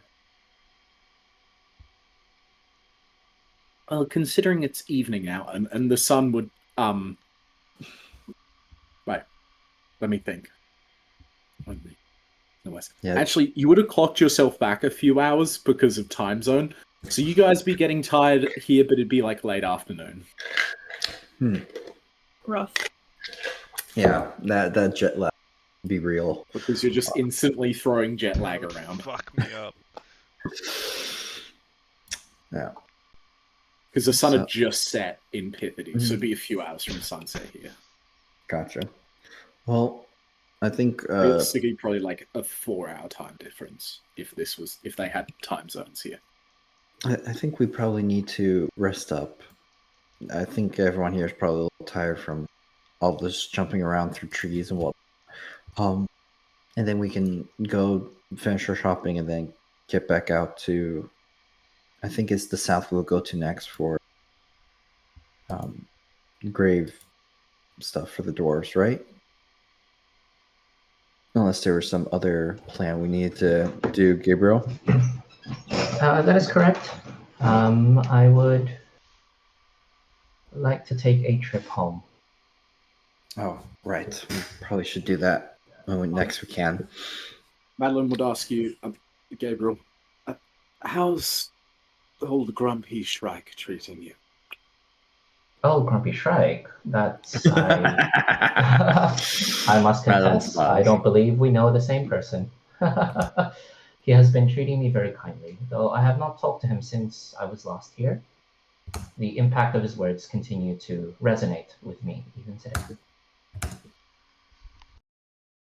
I have forged a pact with him, and I thank you greatly for the opportunity.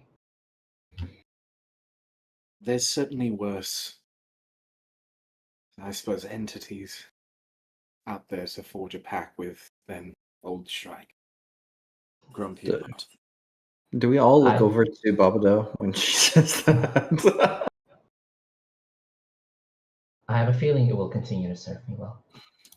Might I ask, Mrs. Chaucer, have you heard much about the church on the hill?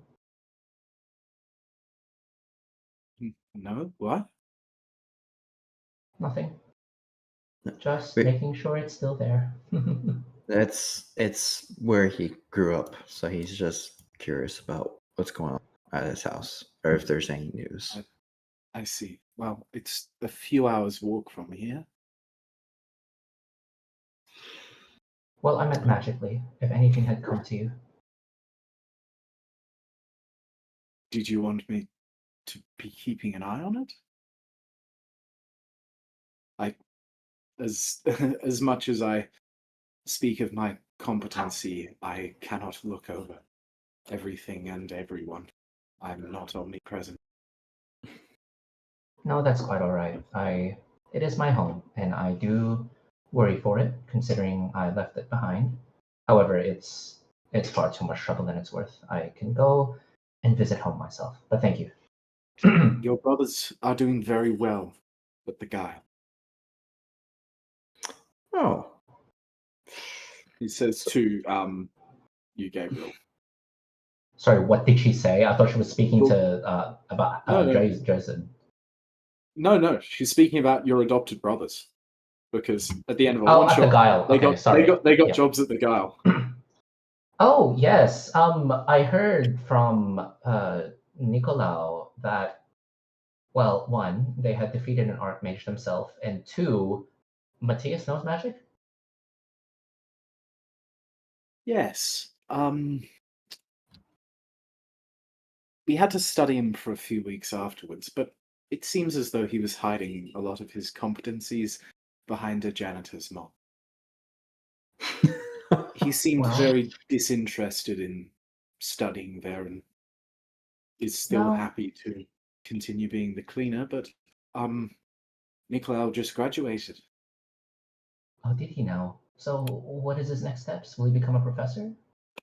He's working towards his research grant. I am very proud of him. Is he here in the city? I would also like to visit him. Currently, he isn't. Oh, well, that's quite all right. I'll send him a message or something. He's in the field at the moment. Do you know where? Let me think.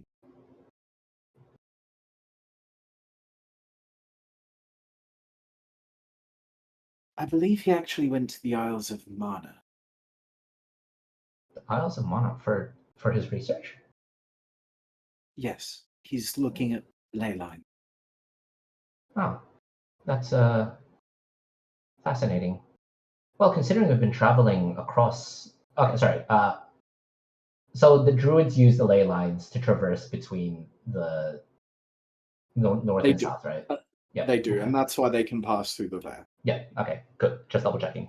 Gabriel will say, considering that we go back and forth between the north and the south quite a bit, I wouldn't be surprised looking into his research as well and helping him out with it. If there could be an alternative method of passing through the veil. But that's a time for the future. I'm confident, That as is- a man as smart as him would be able to figure it out one day. That is actually his thesis. He believes the veil is not random. It's actually mappable and crossable in theory, but no one's attempted it before because it's thought impossible, which means no one's ever tried to work it out. He thinks outside of the box. Indeed, he does. Gabriel will smile. He is very proud of Nicolau, his younger brother. Gabriel will also say, I'm not sure if you've heard, but we recently lost our adoptive father, Father Amon. I hope that wasn't too harrowing for Matthias and Nicolau. I think Nicolau needed to get out of the city, and that's why he went to the Isles. I see. He did inform us of that. And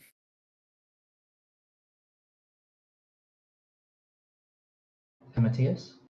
How did he take it?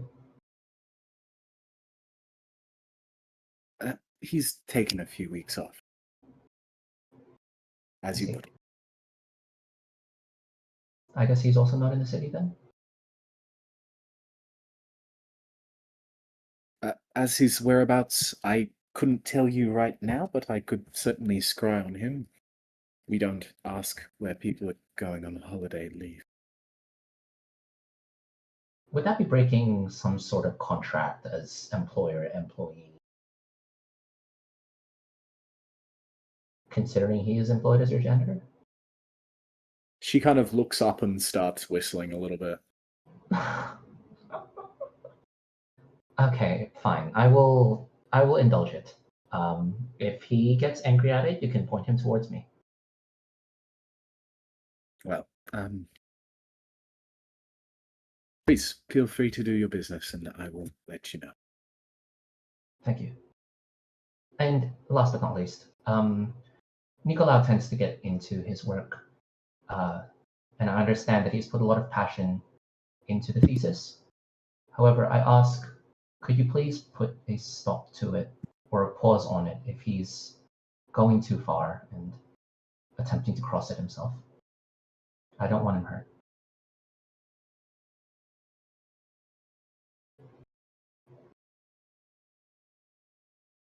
Roll me a persuasion check.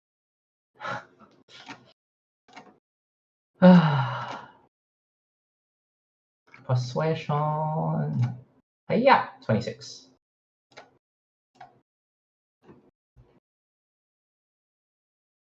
We would not allow him to do something so foolish. From another perspective, But- it could be seen as but I- brilliant. But I also can't stop him from doing that in his own time. I understand. He so wished to. I don't think he's in a position to do that. I just worry for him, that's all. Thank you. This has been very insightful. Because I believe Um, Nicolau is a conjurer.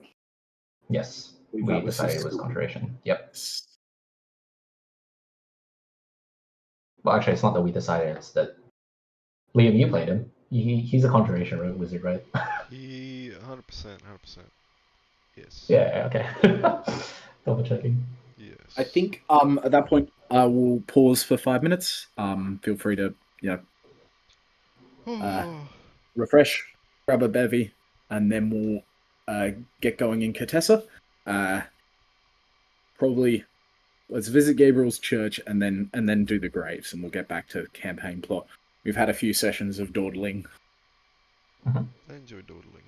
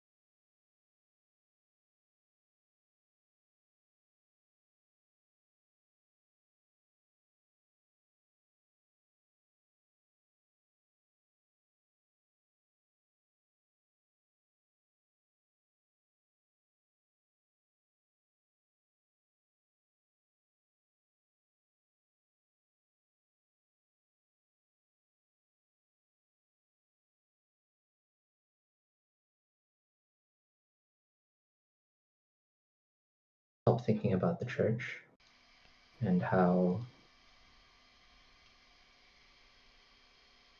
perhaps my bravado has killed some of my family.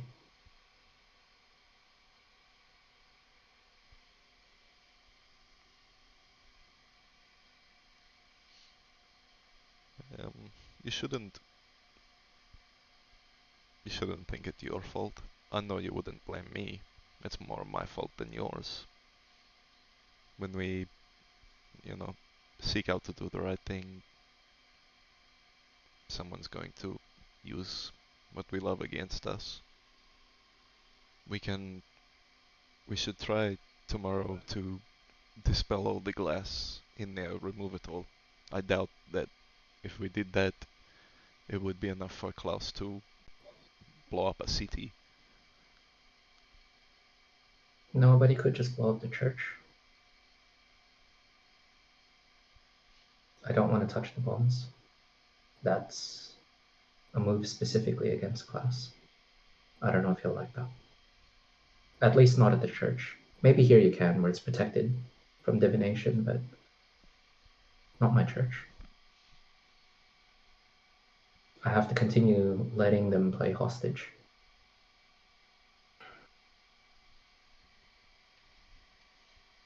Speaking of... Sorry? I'm really not sure what to do here. I don't even think I can tell Madeline Senior what's happening. No, we stopped being scryed on, but the bombs in the windows, there's so many things that I don't know about. And just opening my mouth puts more danger on everything. Yeah. Listen, Valky. I'm not going to be able to sleep until I find out what happens with the church. And if I'm honest, I'm rather not inclined to bring the party to a House of Ruins. It's something that scares me, and I can't be weak. I don't want to show moments of weakness to Madeline, Babado, Lenore.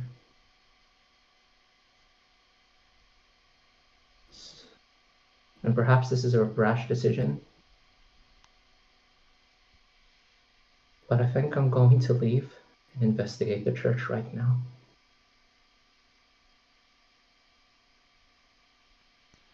Right.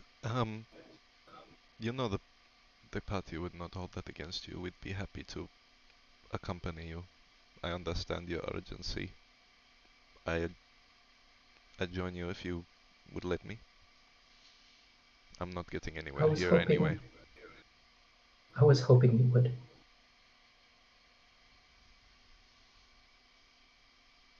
I need someone to investigate the windows with better eyes than me.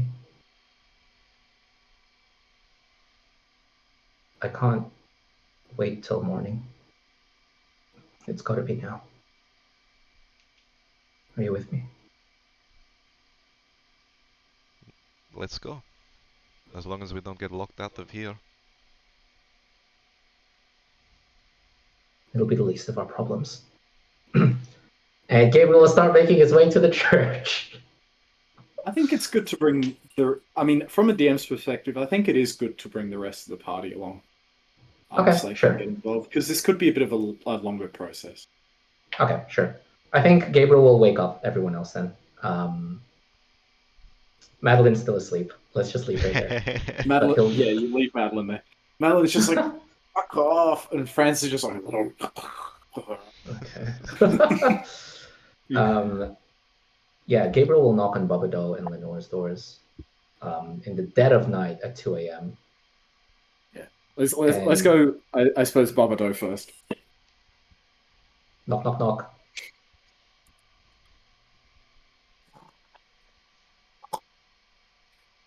It's like the loudest possible snoring ever. Like, imagine an elk snoring. That's what it sounds like. So whatever that is, it's like percussive instruments. Undiagnosed sleep apnea is what it is.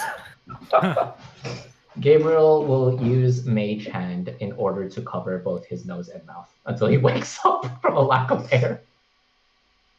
That's a hostile action.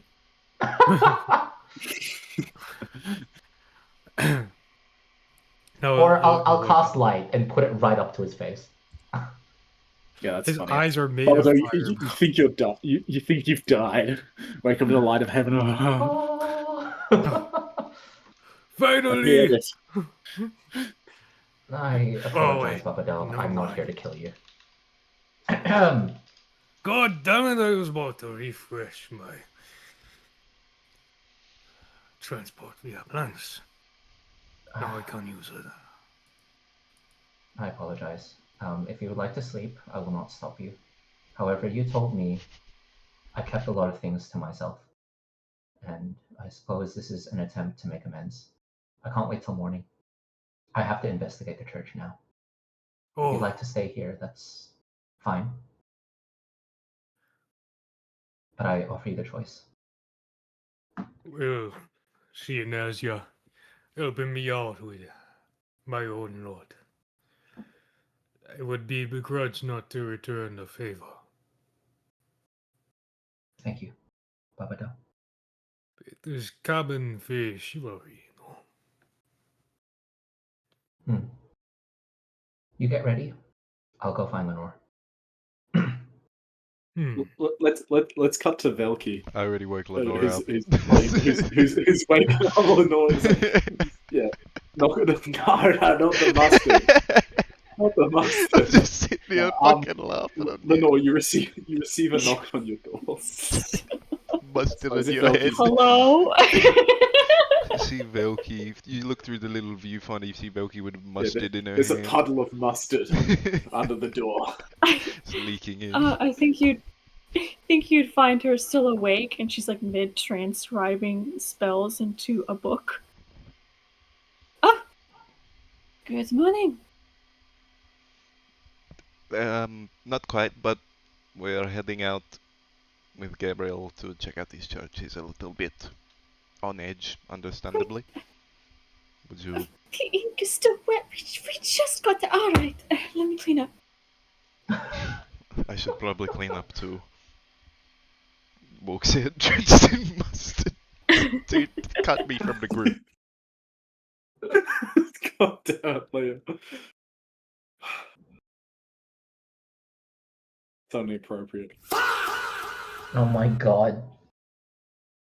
The Velky with her raccoon striped hair. And Posh Noble's clothes now. How long does it take for Velky to smell like engine oil again? Not that long.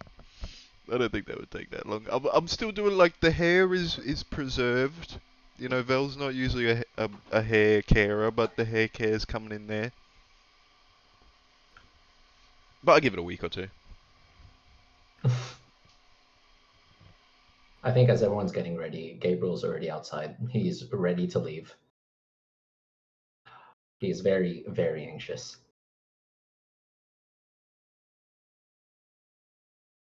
You walk through the city streets of Katessa, which on a weeknight at 1 a.m, there's very, very few people out in the main. You go past the occasional guard patrol, kind of look you over. Babado gets a few suspicious. I can usually pronounce suspicious. I don't know what's up with me. Suspicious looks. And Madeline Chaucer was right. It is an hour or two outside the city, past the farm district as you get up to the sort of rolling hills. And once you get past the farms, you kind of follow the river upwards. It's a track you've walked many times, Gabriel, so even being a human with no dark vision at night in the forest, you can make your way there. And what makes it easier to find is that in the direction of the church on the horizon, towards the top of the hills, where it finds itself, there is a orange, red, and yellow flickering glow.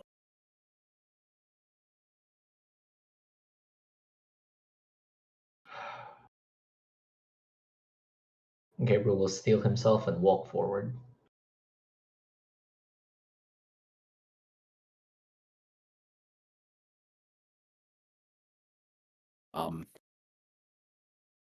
As for the rest of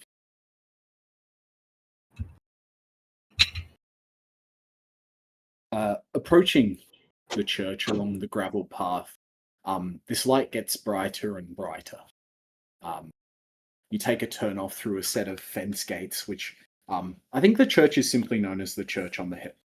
I think that's its official name, and there's a little nameplate there at the side of the fence as you kind of open it sideways and begin walking down this long driveway through several orchards to make it to the church.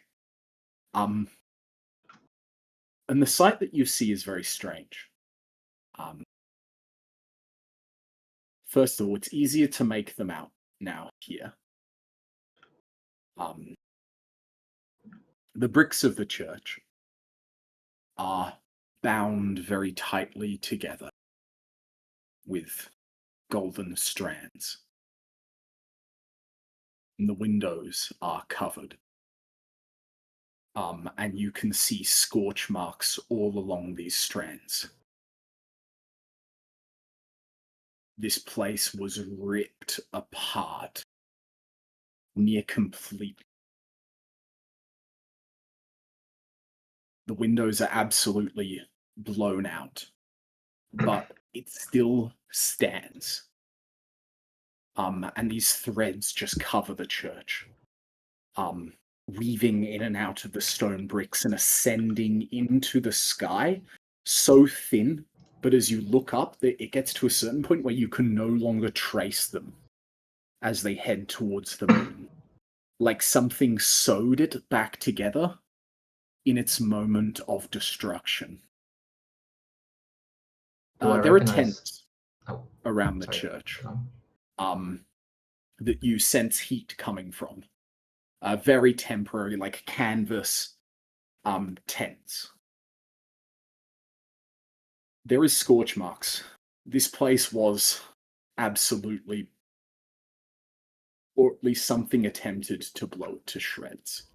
But in the entrance, standing completely still, or should I say floating there, is a rusted suit of armor that looks inactive.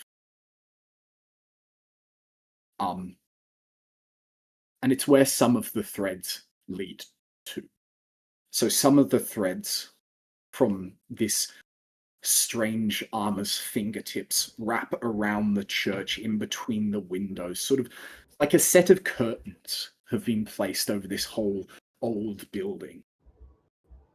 And then at the ends, as it goes up to the roof, essentially holding this building in place because you're confident that it would crumble without them. And as they reach the roof, it ascends up into the sky. But this strange suit of armor is the origin point. And it looks like a rusted set of knights' armor. It's tall, maybe 6.5 feet tall, and impossibly thin for human proportions. And it just levitates up on the stairs in front of the main door to this church. And this is where the light is coming from these threads as they change colors between golds and silvers and reds and yellows.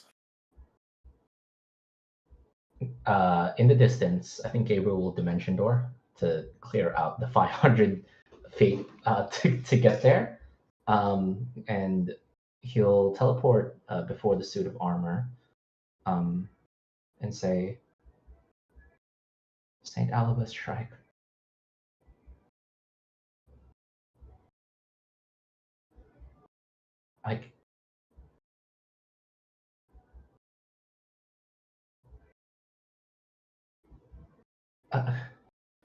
I must admit, I'm at a loss of words. Are you there?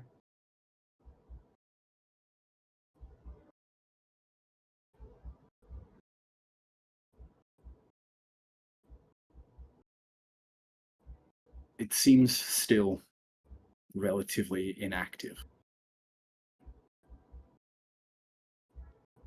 This isn't and exactly the rest Alibus, of right? you- Because this is 6 feet tall and like whatever, right? Or is this actually like the Alibus that Gabriel saw last time? This is what you saw. This is what I saw last Shrike, time. Okay. Shrike was tall. It was just really thin, Okay, yep. like withered away. And yeah, the rest of you see this same sight as well. And it doesn't respond. Gabriel will look towards the tents. What's in there? Please tell me. You see. Roll me a stealth check first of all to see if you wake anyone. Wake anyone up? Do I see sleeping people? I'm not trying Yes. to be stealthy. Oh, Okay. Well, sorry. you would see- Sorry, I see sleeping people. Like, who are the sleeping Well, people that I see? the tents are shut, so it's just whether you're trying to be loud or not. Like as you go up to them. I think I'll be stealthy. There's these just in makeshift case. canvas. Sure. Oh my god. 20. As you peep into the tents, you see dozens of makeshift metal frame beds. You see various of the as the children who made it their home in sort of various states of injury. Some are burned. Some seem relatively okay. There's a few that look quite nasty in the damage they've sustained.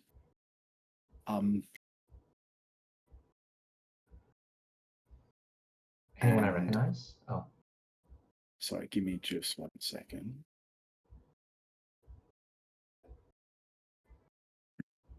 Just opening. You do see Amelia.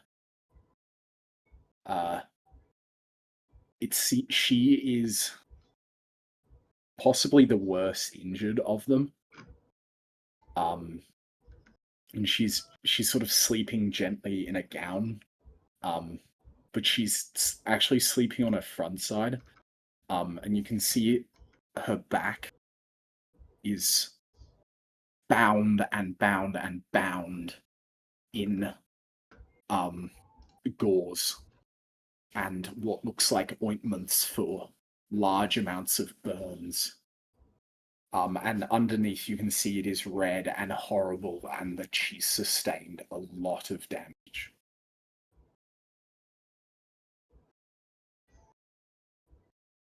Likely to her back.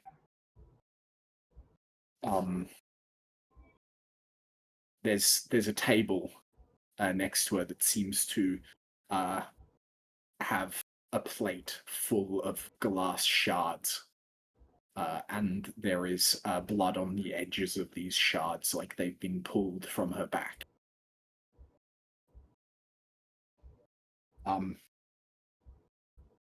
Yeah, these people, they didn't have anywhere to go without the church, so a hospital was made here to treat whatever injuries were sustained. But quickly accounting for everyone that you saw last time, it seems like they're all here. anyone dead? Not that you can see. There's a lot injured. But likely the intervention of your patron probably prevented many, many deaths.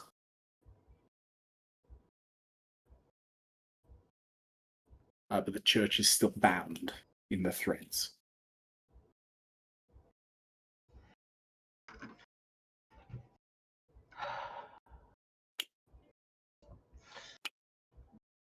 Dude, I don't know what to do. I don't know how to act.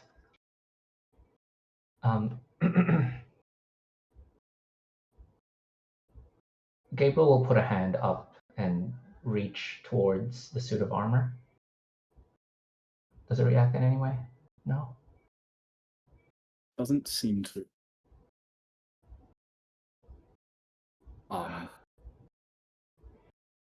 I think it kind of murmurs slightly, though. and what you three would hear.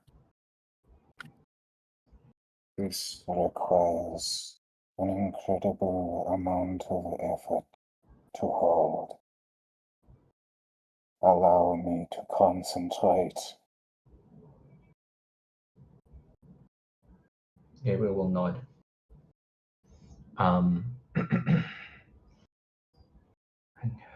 Okay. Okay. It should be bound together by tomorrow evening. I will speak to you then. Thank you. Once again, you have shown me Drakesh's light. There This are no place words. was in shards, Gabriel.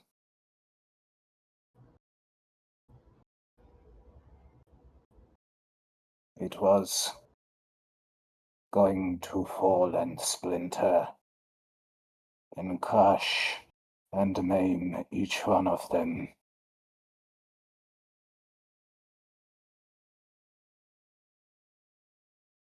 Thank you. You will inform me soon.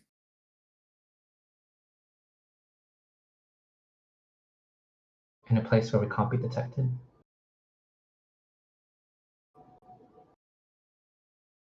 You get no response from that. Yep. Gabriel will. We'll speak. Oh, Barbado and Velki would obviously you've met this individual before, this patron of Gabriel's. Gabriel This is will. Alibus Shrike. Gabriel will turn to Lenore because obviously I don't know how Lenore's reacting to all of this. How is she? Taking it all in. Taking it all in. This is what I use. I will get a commission at some point. Probably quite an individual. Here, Gabriel will turn to you and say, I introduce you to my patron, Lenore. This is Saint Alibus Shrike of the Church of Drakesh. He is the head of the church and with us against the Zenith Empire. He has turned me once from a darker path, from following the path of Thon, and here he is once more, saving the home that I have left. He's been around for a long time. My friends, I must ask something great of each of you. Right now, my family, these children, my sister, have no home. Up until Saint Alibus Shrike repairs and holds this place together. Might I ask you all to help me prepare for medical treatment, food, water, and an obscene lack of glass? The moment the shops open tomorrow morning, I'll go out and purchase. I will handle all the costs myself, don't you worry. But I do need hands to help me aid my family. If I could kindly ask this of all of you. I have a suggestion, sir. Yes? I'm not sure if you would be very appreciative of it. These people will need shelter from the dangers that surround them. And clearly this church is not very sufficient anymore. Would it be good if they stayed at my tower in the south, How are we going to get protected them all from that there? man? You can't transport this many people at once, Babado. Actually, he might be able to. Oh, is that within the realm of Transport via plants. So you give them the tower. So it's open for a round. So I mean, 6 seconds. So you could have a bunch of people rush through the door. It I'd says say the in 6 duration is seconds. 1 minute. Duration is 1 round for transport by planes. What does it say otherwise here? What the heck? You might be on the 2024 version. Oh, okay. Yeah, it does say 1 round. I can also concentrate on Longstrider at the same time, targeting, I think. Well, it depends on how much thoughts I spend. I'm gonna say in 6 seconds, if you have people file through, you can probably get 10 through. Like with a certain amount of coordination, like 1, 2, 3, 4, 5, 6, close. Like that's probably 10 people shuffling through. So there's probably you need 3 castings to get everyone through. There's probably 30, 20 kids, some teens, and a few staff. All right. The 10 most injured. If we could take them to the south. Lenore, if you could go with them, and if you could please arrange some method of medical aid with your southern influence, I would greatly appreciate it to tend to those most wounded. Absolutely. Thank you. Once I am rested, of course. We will see how we go. In the meantime, let's organize some food, some water, some more medical supplies. I would love to take them to the local hospital, but that also contains glass. It's also a walk that a lot of these people couldn't sustain. Yeah. Perhaps instead. Okay. Let me think. Let me organize. It's also Gabriel- 2 a.m. right now, so Yeah, none of this exactly. stuff can be done right as you speak. Yeah. Do we know if the hospital is 24/7? The hospital is in Katessa itself, probably. But it's also like, 12 miles Yeah. away. That's fine. We just have to do what we can. They're stable. They're stable. It's fine. But sooner rather than later. I think Gabriel will organize some things. He'll give all of his money to, I don't know, probably Velky or something, to purchase, medical stuff and antiseptic, whatever. He thinks that Gabriel, Madeline, Velky would know, just with her know-how, intelligence, what medicine and stuff to purchase, as well as to instruct her to organize food and drink for the morning. I think Gabriel will head towards the hospital and see if he can speak to a medical team, some doctors who could travel back with him to Katessa. To the church on the hill. Sorry, I'm so frazzled right now. Oh my goodness. And I think he'd ask Babado to stay because he is like the medical of the party. Just see what he can do for the wounded, the most wounded. Let's get back to Katessa first. Yeah. It did seem like there were some makeshift tents, so there could be medical personnel treating them already. They're in hospital beds. Okay. You just didn't see anyone there. They might have gone home. Yeah.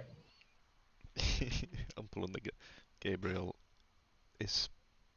I'm truly sorry. It's a terrible sight to see. There's not too much we can do at this exact moment, but I don't want any of your gold. I'm going to first thing tomorrow get supplies. We can check back with them and see what they already have, see what we need to get. I think my time could be best spent assisting in rebuilding. Okay. Whatever you think is best. However, this is not. Gabriel will speak to the rest of the party now. Oh, and also he will. Actually, I'll do that later. Gabriel will speak to the rest of the party and say, though a tragedy has befallen today, I take this not as a sign of remorse, guilt, or shame, rather of hope. For Klaus threatened my bravado. He threatened to teach me a lesson for speaking up against him. However, he has succeeded in 0 deaths. The house remains standing thank you to the efforts of St. Albus Shrike. My family is resilient and weak right now, but still alive. This is a sign of hope. We will stand against Klaus Tavorka, no matter what threats he makes against us, and we will survive. I hope you all will remember this. I certainly will. And I think Gabriel will spend the next 10 minutes ritual casting Magic Mouth on, I don't know, a nearby rock or something. Just words of encouragement, hope, and a prayer towards Drakesh for the people of the church to wake up to in the morning. To have hope, to instill hope. That Gabriel is watching over them, and he'll make it right.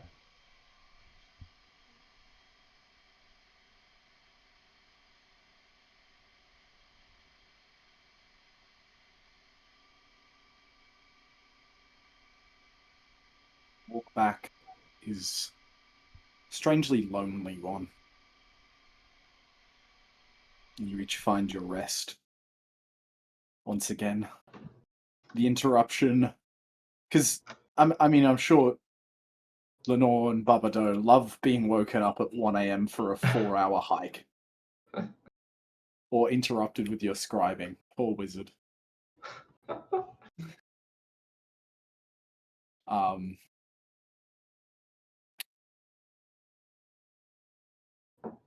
And yes, a late morning finds you, probably 9 a.m.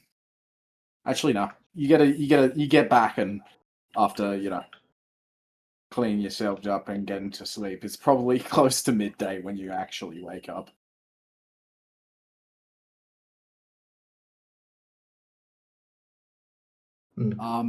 Okay. For the sake of speed, medical help is easy enough to arrange. And you can direct, doctors from the Catessan Hospital to head up to the church on the hill, say there's been an incident, burn victims. And you guys are convincing enough as adventurers that they're going to take you seriously. As well, especially with Madeline Chaucer with you. And when you arrive back there, sort of in the early afternoon, some of the threads have disappeared. And you see the places where the cracks have been mended in the walls. And you notice, sort of, even though it's been a day or two since it originally was exploded, Albus was in the process of mending it when you arrived there. There was once probably even more threads here holding the place together, and it gives it a strange cobble look to it. There's these scorch marks along the stone, and there's lines of repair in them that make it seem like thousands of tiny shards have been placed together, in perfect fit geometry. Even from the windows, the windows, it's like splinters of stone kind of bound together, and it's hard to even tell. It almost looks like concrete, because of how thoroughly, and then you get to bigger and bigger chunks the further away you get from the windows, so you can almost see the pattern of the explosions from where the reflective surfaces would have been here, based on the repair lines that Albus Shrike's strands of creation have been repairing. And you can kind of push past him as he's still focusing on the repairs and look inside, and there is nothing inside this church anymore. It has been purely evaporated. But there is still a faint aura of spellcraft in here. Like abjuration. Like there was abjuration. And you hate to wonder, or at least if your patron River wasn't the most competent abjuration wizard to have ever lived, at least these people would have been granted a quick death, is your thoughts, because these bombs packed a punch. This place is thick stones, and seemed near completely eviscerated, if not for the split-second interruption.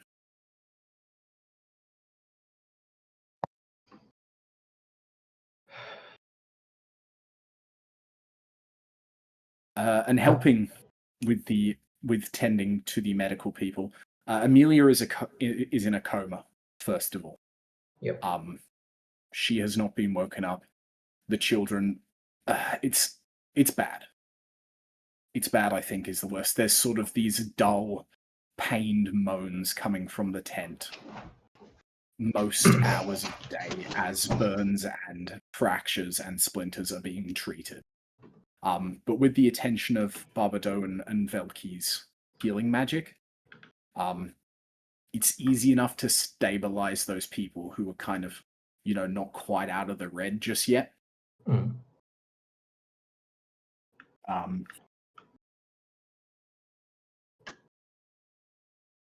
But yes. It's about 4 p.m. where you see the final strands of gold ascend to the sky. And there is simply a church standing there in a new cobbled pattern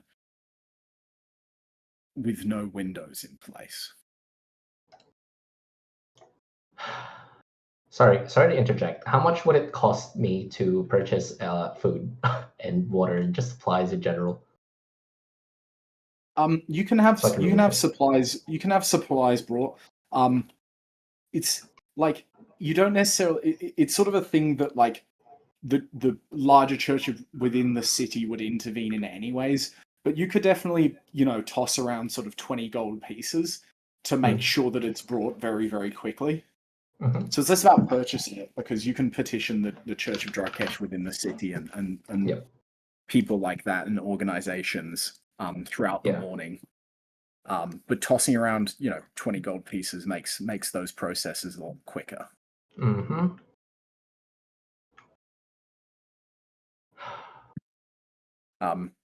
And there's sort of now 20 staff about feeding people, getting tended, rebuilding some of these makeshift tents. You speak to a few staff members, and there's one or two of like some of the older kids who were out of the church at the time that came back that built these makeshift tents, and then managed to run all the way to the city to get the hospital petitioned and brought, and things were set up over a day. It was basically some of the church staff who weren't immediately there that managed to get everything put back together. And the story that you hear is that there was a loud boom and then a gold blinding light. And, because it's like it's basically like, a small town church gets blown up and Jesus Christ himself comes back and stops the explosion. Yeah. These people are in absolute there's words of like, this is a miracle being thrown around. Like, holy shit, the actual Pope saved our church. Saved our church in Whoop Whoop, desert town, Australia, just appeared. Drakesh protects, he's watching, all these sorts of things are being thrown around. Did my magic mouth and words of hope and inspiration do anything? Could I like have rolled a check for that, or?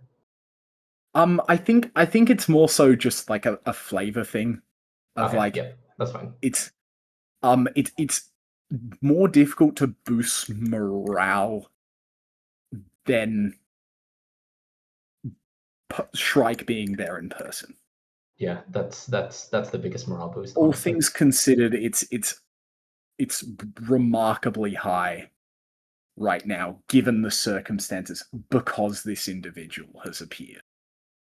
Mm. Okay. Give me just 2 minutes, guys.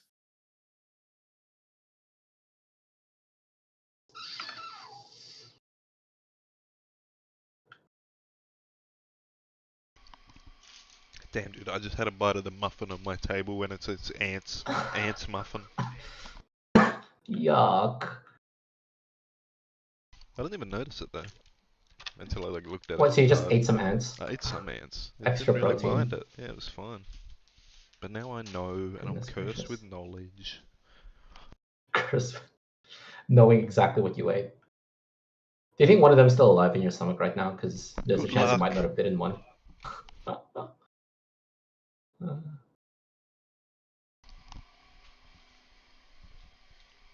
Oh well, this is okay. You know, they bounced back pretty good.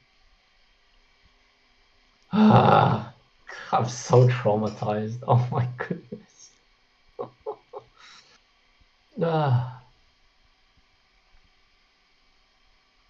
Did I hear Liam voring ants? Yep. You know it. I mean, That was one of those things that immediately, like, I regretted it the moment it came out of my mouth. that's going into quotes. It's one of those ones. But the final golden strands ascend to the sky. As I don't think you notice it at first. But those who are more perceptive amongst you, Barbado and Lenore, see this suit of armor. This rusted suit of armor that looks like it was from hundreds of years ago. The way it floats from these gold strings is like a puppet. So it kind of floats as though like the strings are pulling it across, and hangs completely limp in the air. Is the first thing, you know. I think to you, Lenore, especially, those people like who hasn't met this individual or really heard anything about, because this is one of those people that, you know, the children hear about in heroic stories. And so they know to not fear it. But I think it looks creepy as hell if you don't have the context. Of really who this individual is, and they're throwing around the word saint. As far as you're aware, based on the context with Francis, is that a saint is an individual essentially recognized by the gods for their deeds.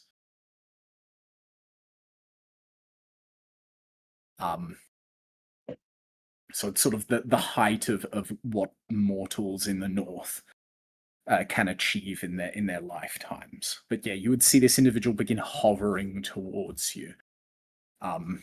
Sort of limbs first, but like a limp puppet, floating maybe 2 feet above the ground. Feet dangling down, as though there is nothing or no one within this armor. Mm.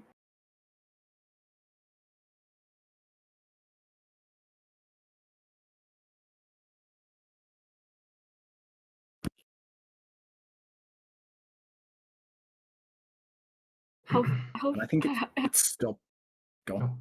Nope, sorry, go ahead.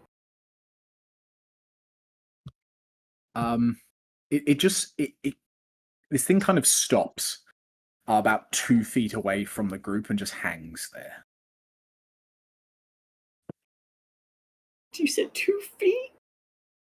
Yeah, it gets like close behind, and I'm describing it's a he, but I'm describing it as an it for like context of Lenore, because it is a strange thing. It's behaving more like an entity than a person, and this is a different context than I gave the sort of party when they first meet, because he's one of those figures in the north that everyone knows about.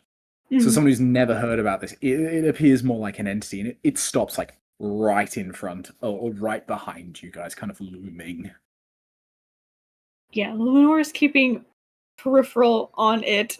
She's a little freaked out by this thing. How far is Babadook? Correct me if I'm wrong, but I've like physically met him before, even after You have. reincarnation. Yeah. You have. He was the one who said he visited you when in your Yeah, former exactly. life. I just didn't know if that was maybe like a projection of him or something, or if that was actually No, it's physically him. Yes, yeah, okay. So I'm sort of familiar to his appearance. you are. Hmm. I I and think you would see this out of your periphery while tending to a child who seems kind of scared of you, but like it's chill because Jesus is here. Oh yeah, Jesus is here. Jesus, Um, Holy Ghost fire. I am going to walk up to Shrike though, if he'll allow it. Yep. I imagine you guys kind of gather around. There is a new one amongst your group. And the way he speaks is like in this deep, croaky voice. Like someone whose throat is barely there, and it kind of reverbs through a helmet.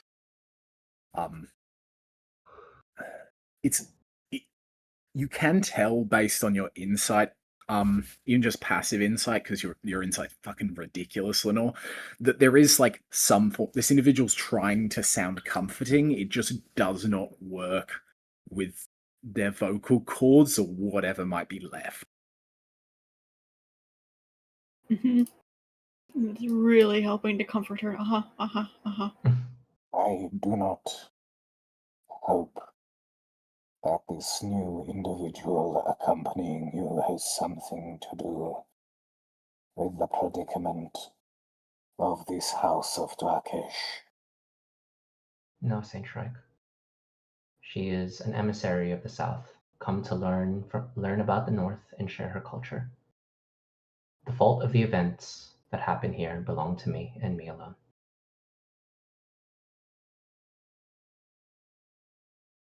I would like to explain it to you in a private place, away from scrying eyes.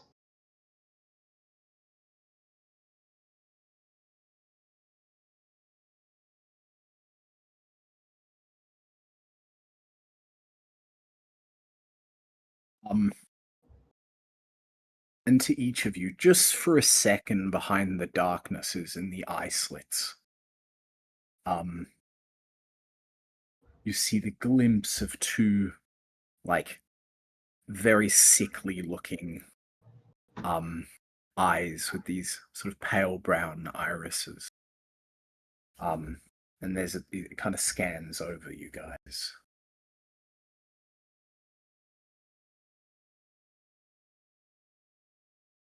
And there's like an instant sort of recognition. A kind of look of like, I understand. In these eyes. They're strangely expressive before they kind of fade into the black and the shadows that exist under the helmet. There is no need. I would be careful if this is a predicament that I believe you find yourselves in. Yes. Then let us not speak of this matter, at risk of drawing the ire of many eyes.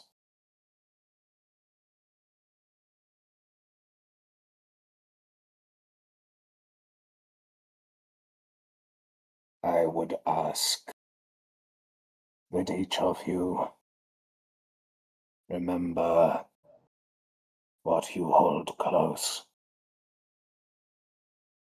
and do not risk things like this again. I am not everywhere, Gabriel.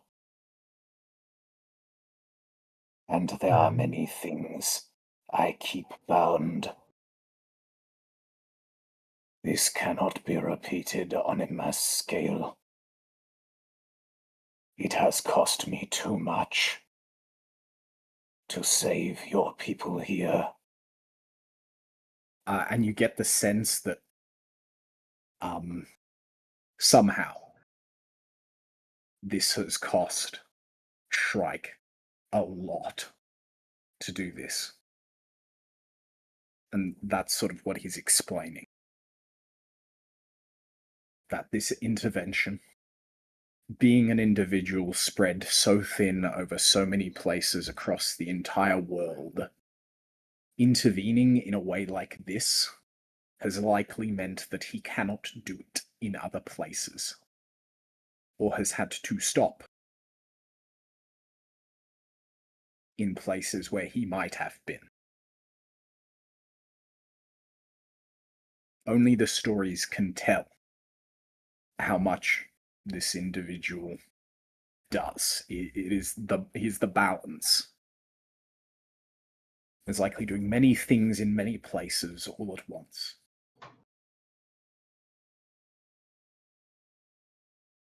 I apologize, But- Saint Shrek. Oh, You have this one. For if I cannot protect a small church, what is the point of my title?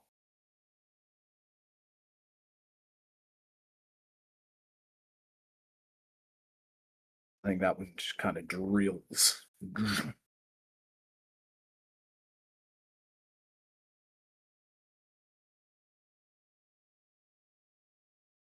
I will work harder to lessen the burden on you. I won't make the same mistake again. No more.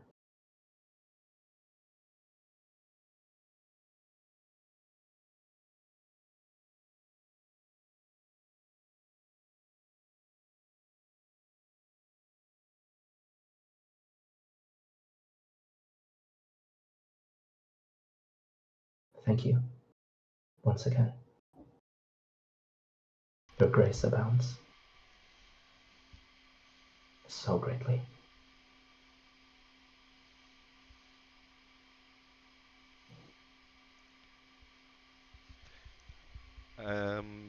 You shut me down, Shrike, if it's a bad time.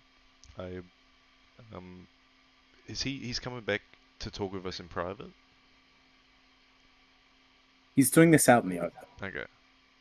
Well, I had a, Probably in the orchard somewhere. if you had any time, I had the question regarding a spirit of Durkesh that I have been visited by.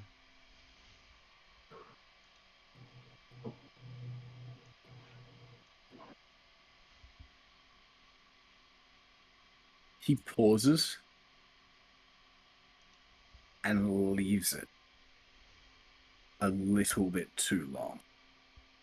Elaborate. Well, I don't know a lot about him. I'll have to go through my notes, but recently I've been involved with a creature, a primordial, and shortly thereafter I was contacted by this terrifying spirit. He told me he represented Drakesh. He's invaded my mind and appeared in front of me and disappeared. He seems to want to stop me from speaking with this creature.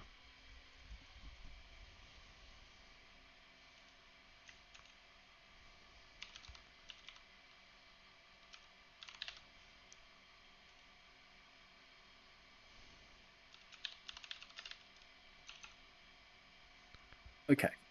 Uh, First thing. sorry, I'm just reading some more notes real quick.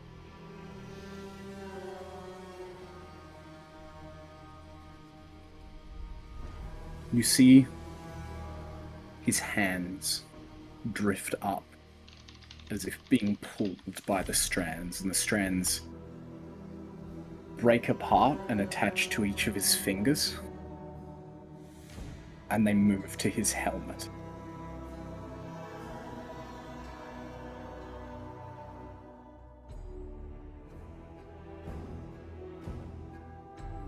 He pulls up the visor on his helmet so that you can see his eyes. And underneath, you see the dark skin of Shrai. That's so pulled back, and it almost gives like this leathery color to it. His eyes are almost jaundiced. And they're like pea holes in the snow. His right eye is covered by obscene scarring, and wounds to a depth that you're not sure how this individual is still alive. And his eyes bore daggers into you, Velki. And there is like a pressure to his stare. There are two things. As there's no longer reverb in his voice, that I would recommend you do as soon as physically possible,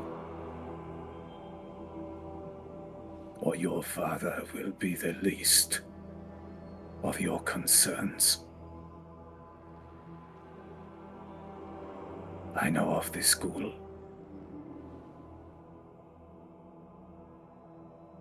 And there's not a single person that knows of it that does not fear. You cut all ties with whatever primordial you have encountered.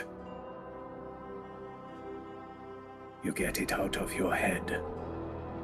You pretend as though it doesn't exist if you cannot. And you pray to Darkesh for his mercy and forgiveness. I cannot help you with this.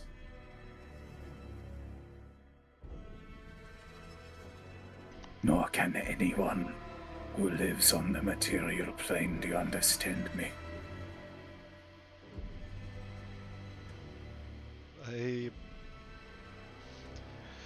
Very well. I understand. Is there anything you can tell me? This man is unknown. Are there any regions to investigate? Do not follow him. Do not call for him. If you see him in the shadows, you best pretend like he does not exist. There is a stain on our church far bigger than the Zenith Empire, for even they do their best to avoid.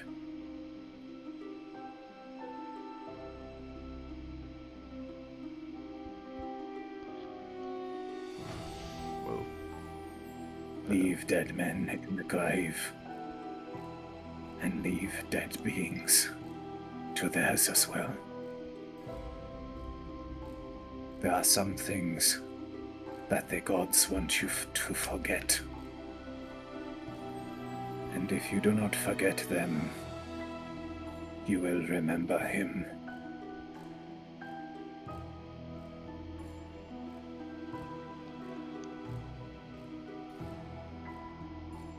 I You will really must take that to know heart. his name.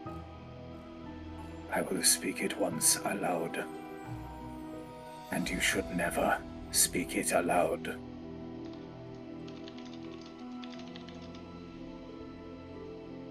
That thing's name is Japil Lacastus.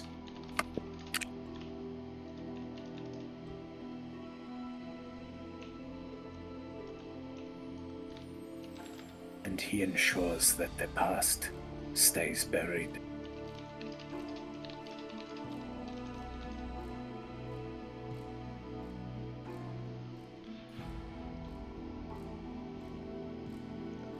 Thank you so much for your time. I think that really helps me be a bit more rational about things. And thank you again. If there's anything more we can The do. visor slides down.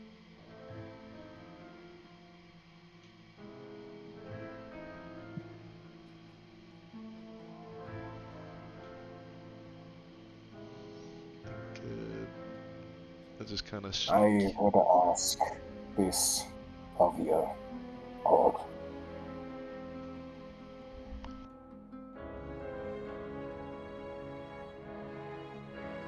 When you have a moment, come to visit me in Vestor. I believe I can show you some more information on the Zenith. I have found the old tomes.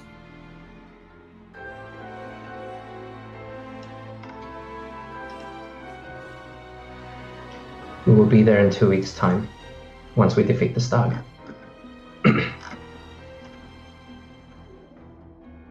Quicker if we can.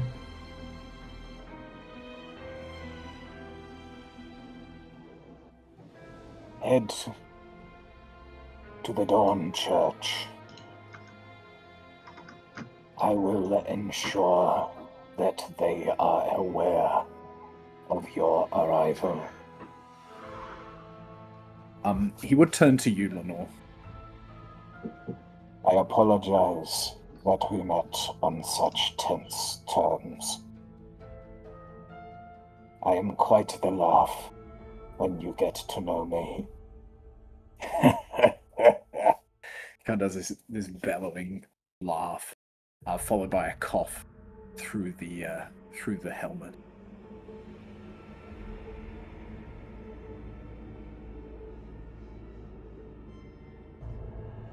Yeah, I think Lenore forces a very polite smile and chuckle and hides the nervousness.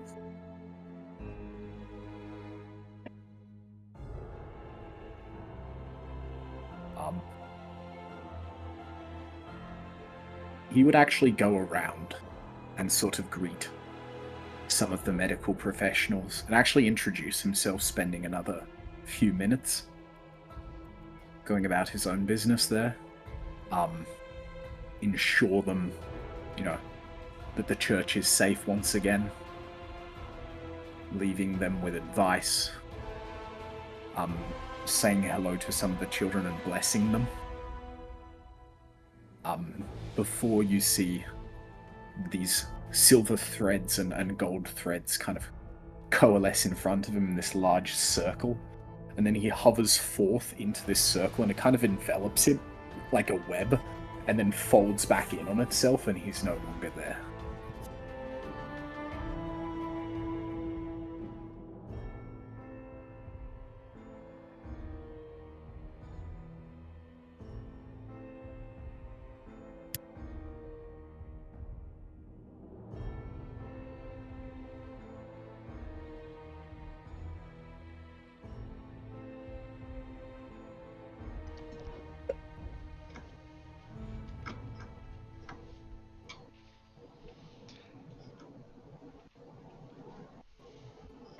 Elky, what's up with you?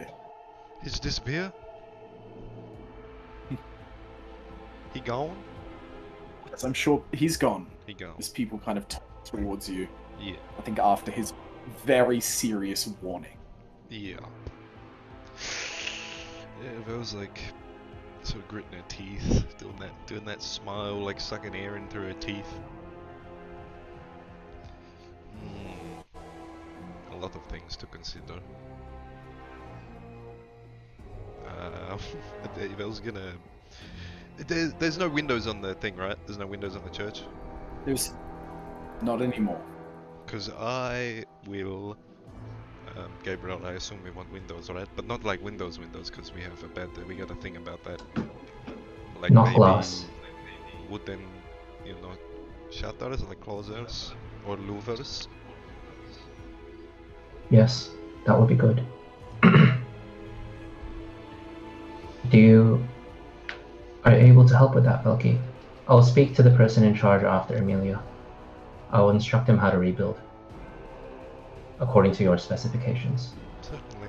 I mean, I could fabricate one. I can do it once a day, if I can get the raw materials.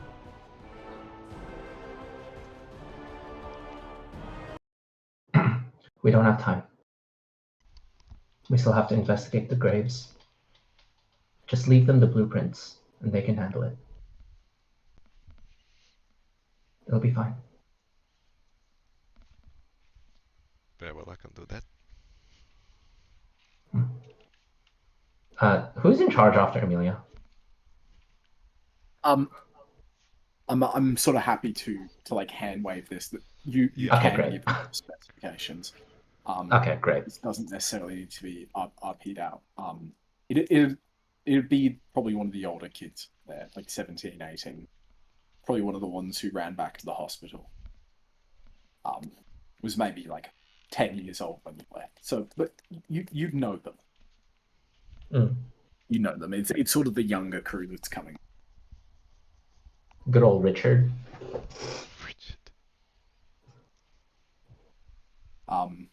But yes, easy enough to give them rebuilding specifications, and it seems like everyone's getting the sort of medical attention that they need now through your intervention. Or through Shrike, more specific. But the extra staffing there has helped. And both the church and, whatever bunk houses they had can be repaired and put back into service.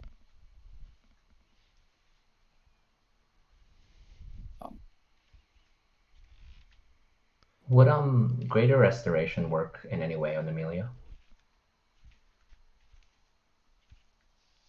You could give it a try. Well, of course I'll give it a go.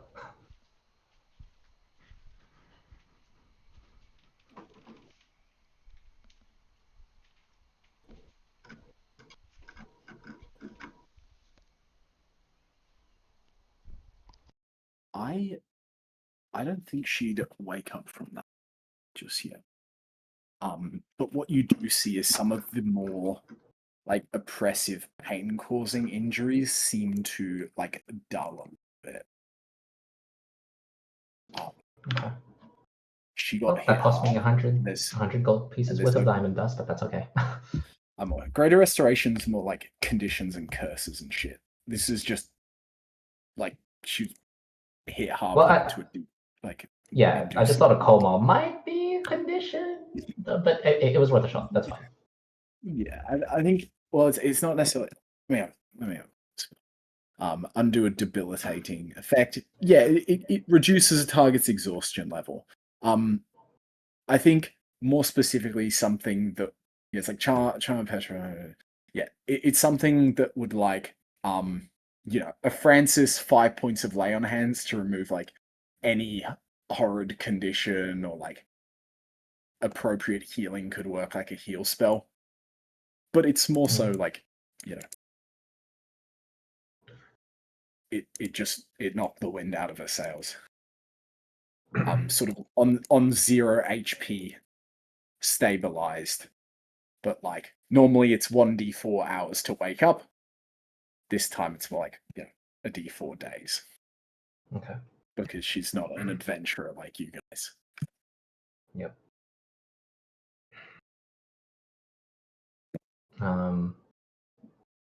You I don't do think there's anything you else. do watch her, and you know, whatever face she's making within this comment does seem to soothe a little bit. Okay, I'll take it.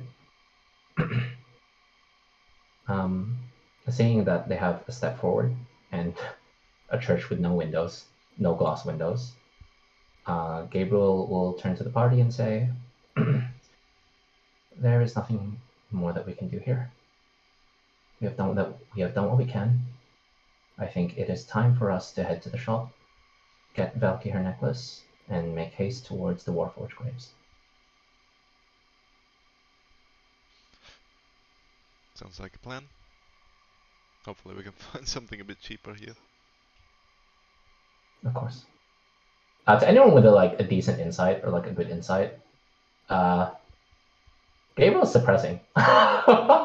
Very much so. Oh, right there with you. He is very clearly forcing himself to be busy in order to do something with himself. So, in Contessa, after a few recommendations from Madeline Senior and Zatanna, you make your way into the District of Mirrors. Bit of history behind this one. Everything here is a reflective surface, which is bad for you guys. It was part of a bit of lore in an old campaign. There was like it was the start of this town, which turned into a city. There was a wizard here that trapped herself and a demon in a giant mirror in the center of town. And essentially the idea is that this area kind of expanded, but they wanted to give her more room to move around. And it said that this wizard will sometimes appear in the reflections, on certain days, people see a ghost around. There's a lot of glass in this area of the city, which is not too good. But making your way to a small shop called the Borealis Emporium, Borealis Emporium, because I like the word Emporium. It comes to magic item stores. You find a similar amulet of proof against detection, this time for 1450 instead of 1650. 1450. Once again, only got the one in stock. This is a expensive item and a sought after one. Yeah, okay, I will take it. This is a lot of money, but I really don't have the time to spend making one. I need it.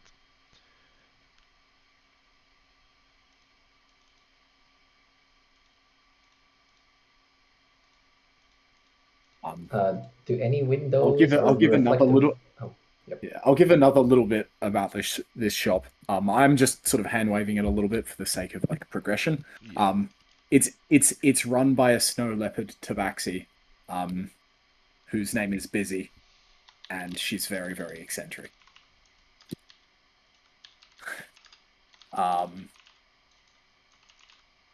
Sort of running around the store, making loads of potions in the back really quickly. No, she's eccentric and just keeps herself busy.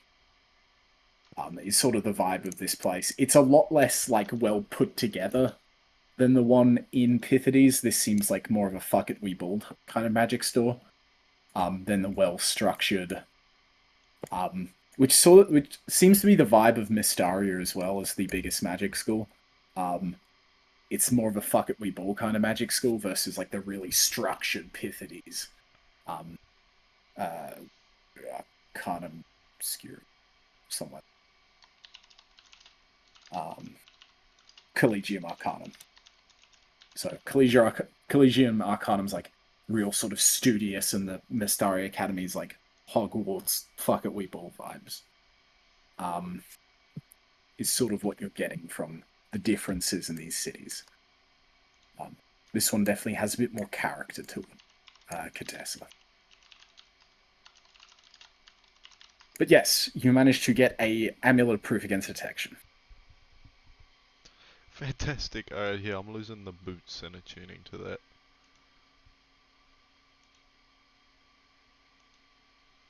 The boots. Not The the boots, but how are you gonna boots. fly away without disengaging and Am die? I gonna be fly as fuck? Marcus, you really hate me for flying, don't you? You hate it. You hate to see me The, winning. the Jordans. Just use the disengage action. Coward. I hate. It's there for a reason. No. Next port of order. Is there anything else you guys would want, like magic item wise, whilst you're shopping around?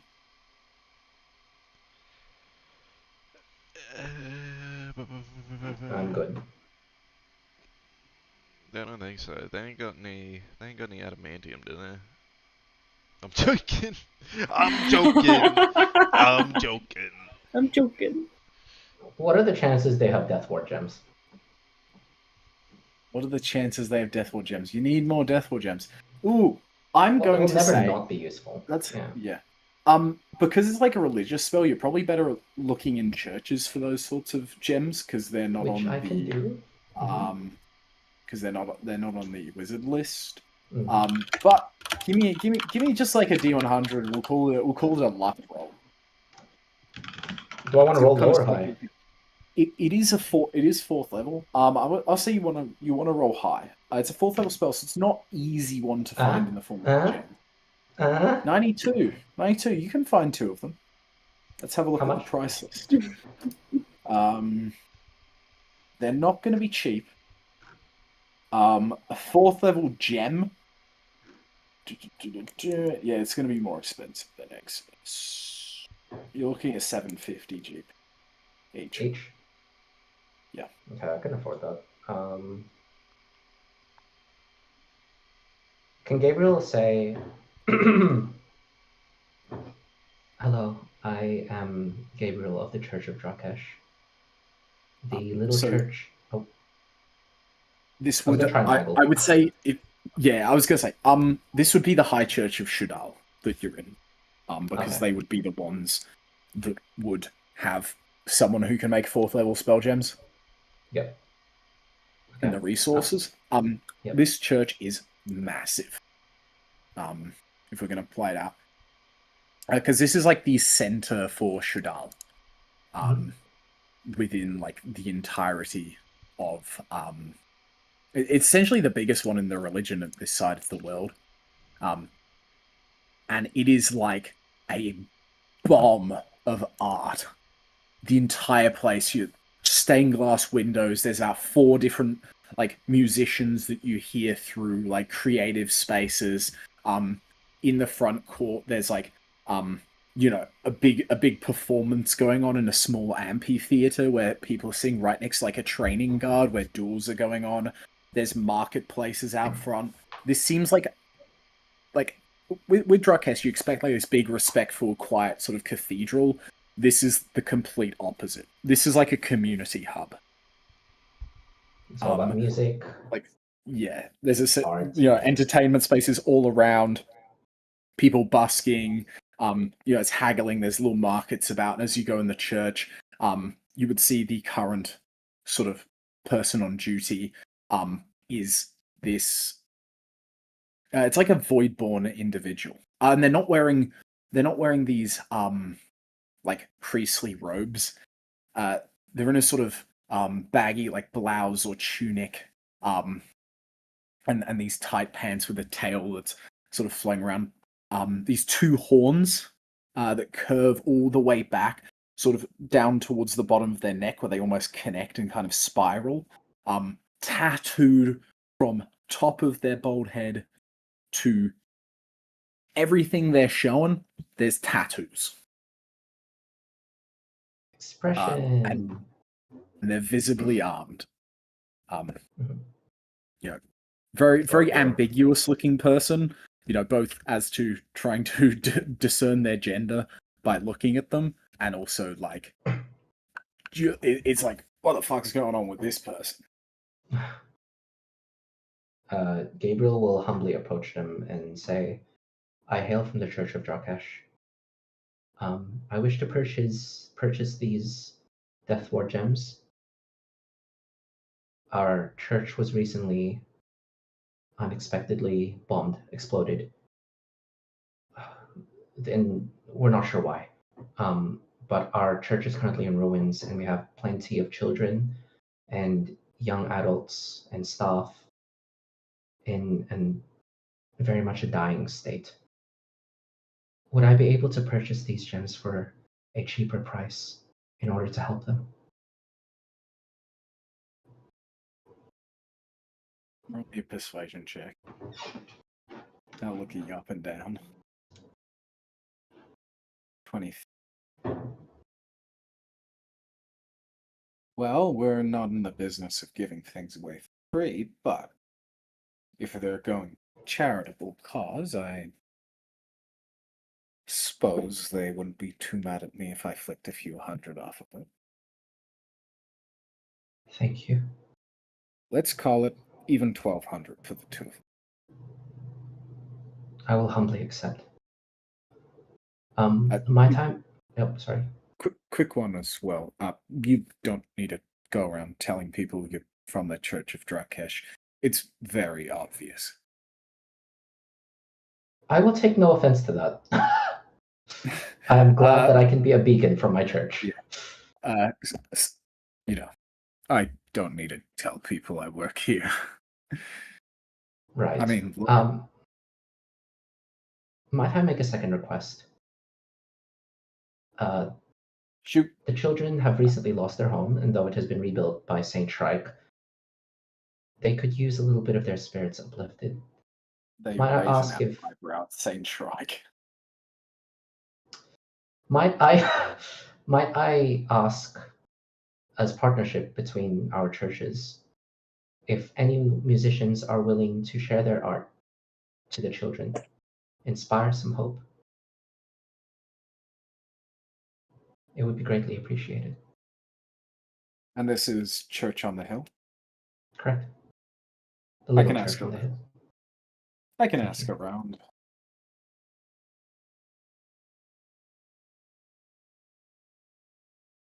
Thank you. The process of rebuilding is difficult, and I'm glad to know that the Church of Shadal is gracious. As always. Thank you very much. Okay. Boom. Who wants a Death Ward gem? Who will? Oh, sorry. They would reach out a hand. I'm Ollie. Gabriel.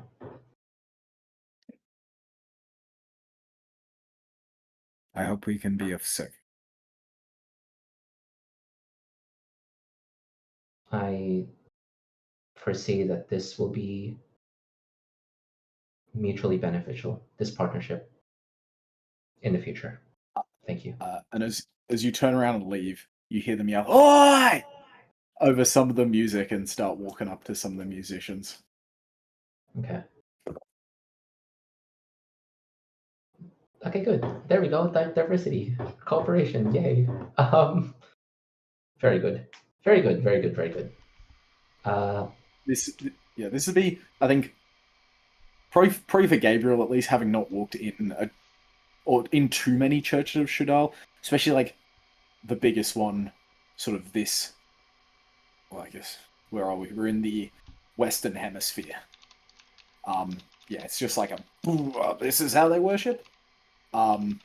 It's very different, but it's what you'd expect of Shadal's worshippers. Like, I'm not surprised. At least there's sort of like ones within civilization.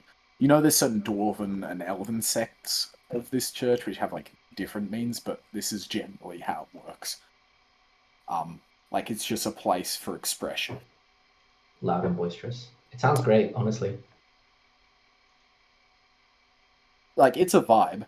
It's a kind of place that you would be like, you know, hits 10 p.m. on a Saturday and you're like, fucking let's go Church of Shadal. You know, they got the drinks flowing. There's like 4 different shows on. It's like the Fringe. You know, let's go see some weird shit. What they got going on tonight? Anyone smoking anything?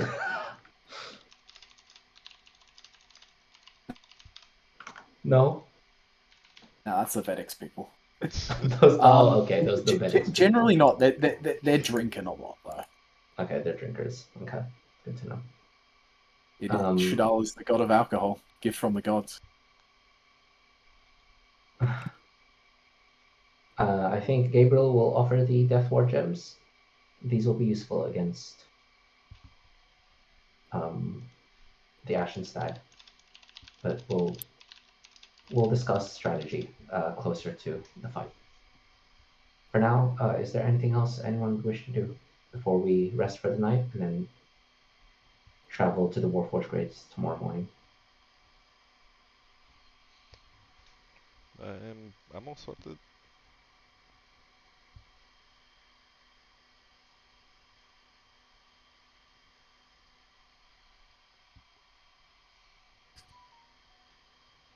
I'm ready to Alright. get the rest of my sleep, sure. Thank you all. You have been Right. such great help. I think Gabriel will probably give Lenore a rundown of like, this is the Church of Shadal, this is the religion of Shadal. It's not one. Yeah, that what's I'm used to, Lenore's but thought? Yeah, Wow. she seems very different. I never thought that the church could have so much alcohol. Yeah, neither did I. But it works for them. I'm sure it does. Yeah. There was like two guys that got into a massive fist fight, and then it's like broken up by a priest who makes them like handshake.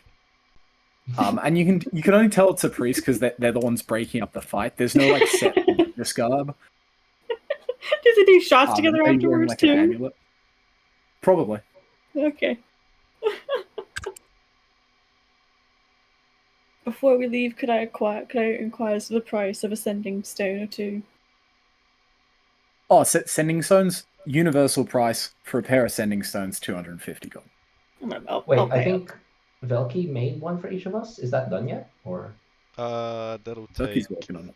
downtown. I should I should purchase because I gotta get. I don't have to get ingredients for it. If I can make, I could make 5 of them, or if I could make 6 of them, I could just link them up between us for like a single-use thing. How much would that run us actually? That's 250. 1,500. but it's up to Lenore if she needs the sending stone for her own thing. Like feel free to buy Yeah. it. But just if you're You like good, using you it good, with man. intent for the Do party, your thing. I was just going to use it to use it, but if we want to wait and craft them, I can keep the No, resources. go ahead. Yeah. Do your thing. It's. I'll get there. You're right. Could Lenore haggle? Could Lenore haggle a bit for these stone? For these Please. stones? Yeah. For these stones, they are in such high demand, and that's like a universally considered Well, price. But let's say they're produced like it's like a phone. Like rich people just be like give cent. But what I will say is roll me a persuasion check, and I can mark some gold. I mean, are we gonna 'Cause long you rest can buy this place soon? in 8. Right. Are we gonna? You're long resting tonight. I'll use so my you can other just- you can portent to give myself a 27. Fair, Okay, Fair. there you go. 200. Okay, I'll pay 200 for a pair of sending stones. I'll do that. Goes to a foreign country and just haggles with the poor people. Yeah, I'm an aristocrat. What do you expect? And as you fall asleep on this night, making your way back through Katessa to the Chaucer Manor. Velky. Stop talking. Turn the session off. Oh no, it will be turned after. It'll be turned off after this.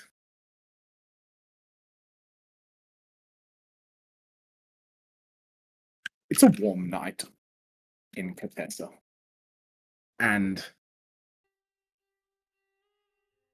you open your eyes to a gold light at the window. Just outside the window, there's a metallic tapping. And as you look, the gold armor catches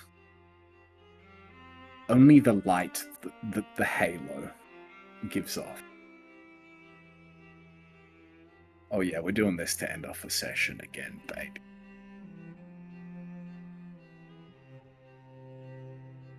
And the toothy grin. And the thin black hair. Sort of just illuminated by this halo light. And you see actually pushes his head through the window as you turn to look at him. And the window's kind of treated as though it's water and just washes over him.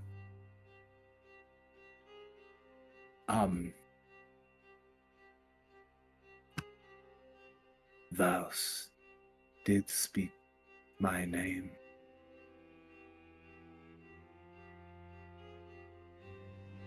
I was not summoned by sanctified art known to pious men.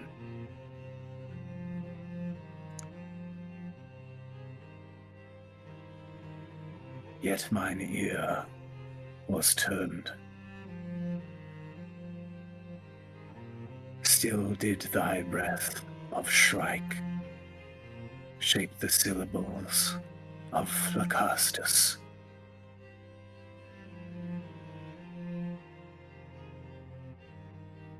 Saint Alibus hath done thee a greater courtesy than thou deservest. Mark that well. His hand is not lightly laid, nor are his cautions cheaply given.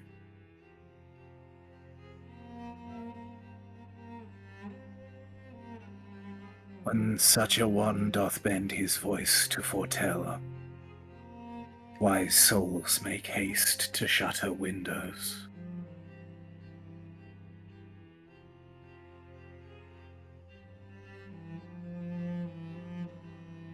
But thou hast ever been curious in the manner of ancient rites.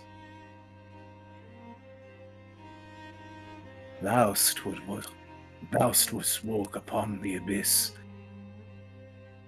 and ask by what mechanism it yawns.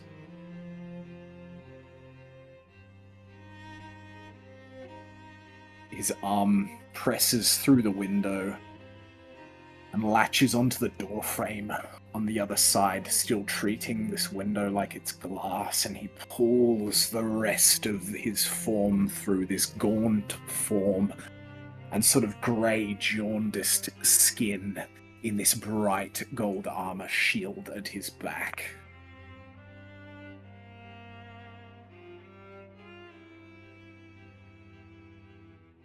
How's Velky reacting?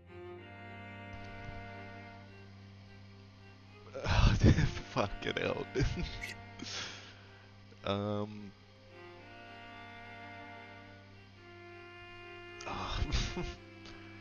think Vel's just jumped up and just got a hold of her weapon. She's not saying anything out loud, but just thinking. Thinking primarily about the primordial.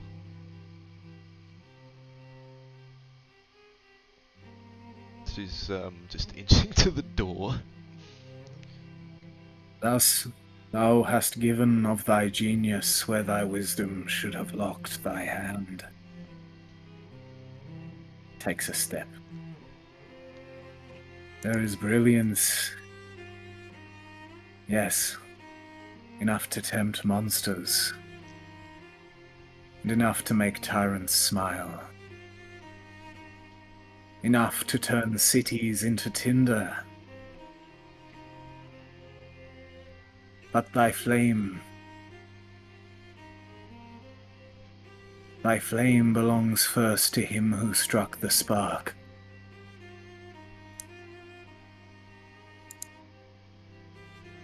Heed Shrike. Heed his wisdom, where thou'st own finds wanting.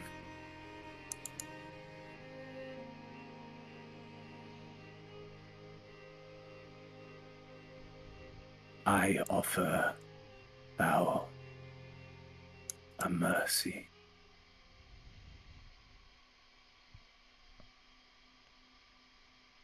Sever thy connection.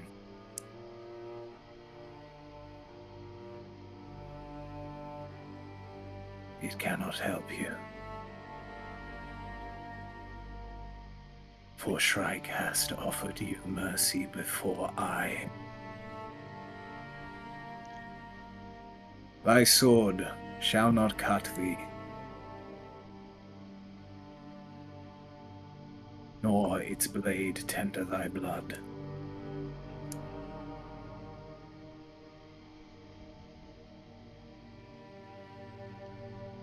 If thou holdst favor good of that man.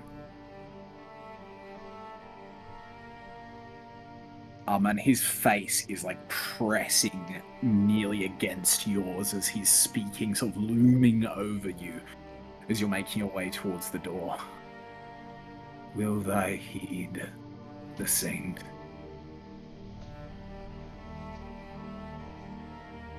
He'll take a gulp. I'm easily intrigued in things of this nature, but I know when to take a hint.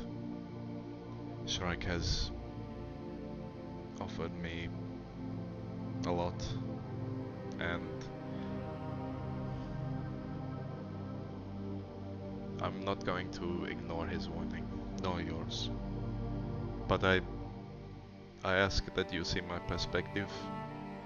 Though you may not get it, it may be simple. You've seen what my father's capable of, what he does. This primordial offered me the ability to stop him. Shrike himself gave up a lot to stop one attack. Gains naught from the primordial.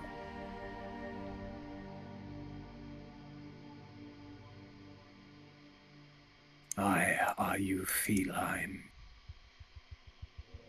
who holds lives of 9 to offer a way towards the whims of curiosity?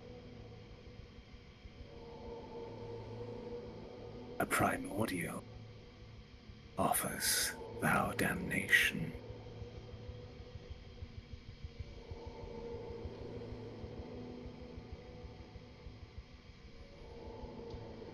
Faust is mortal. You are human.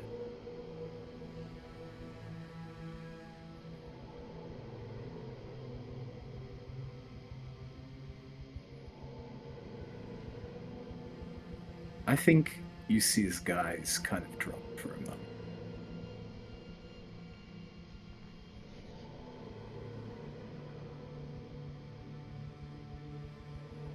Klaus, hold something younger than the primordial you speak to.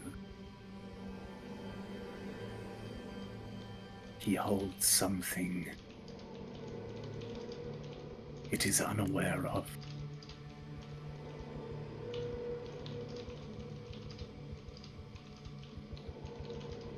Klaus Tvorka holds wrath.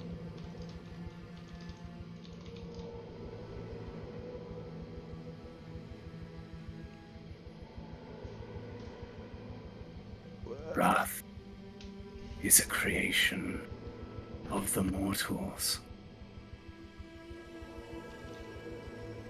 and thus the mortals will end it. Primordials will offer thee no wisdom in the direction of beings after their time.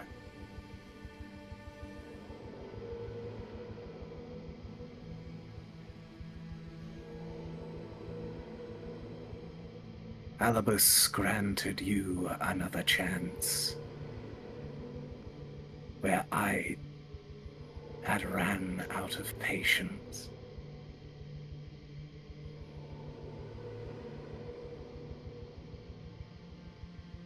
But my mercy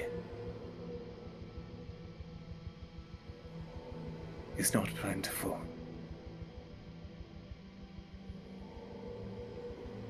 Leave them buried.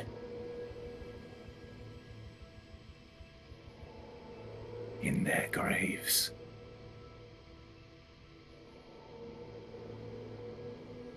For my purpose, thy Velki Tavorka is to bury them back, should they emerge.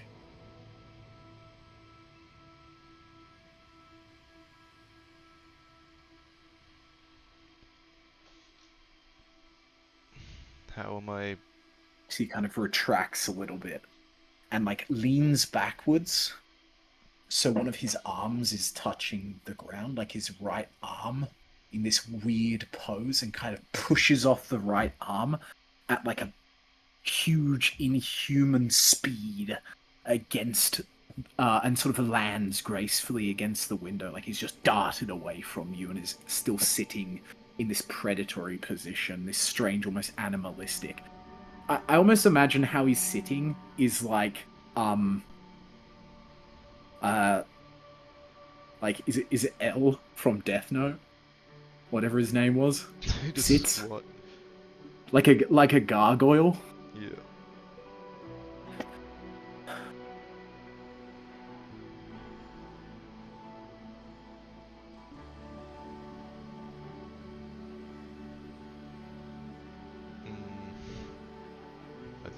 I was gonna say, how would I? What can I do with this information? How can I possibly take on my father, knowing he has such a creature?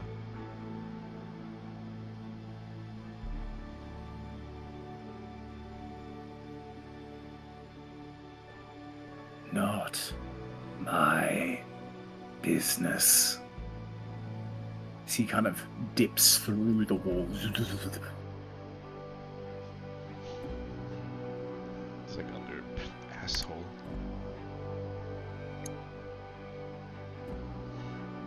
And I'm gonna That no let the party rest. with the party rest.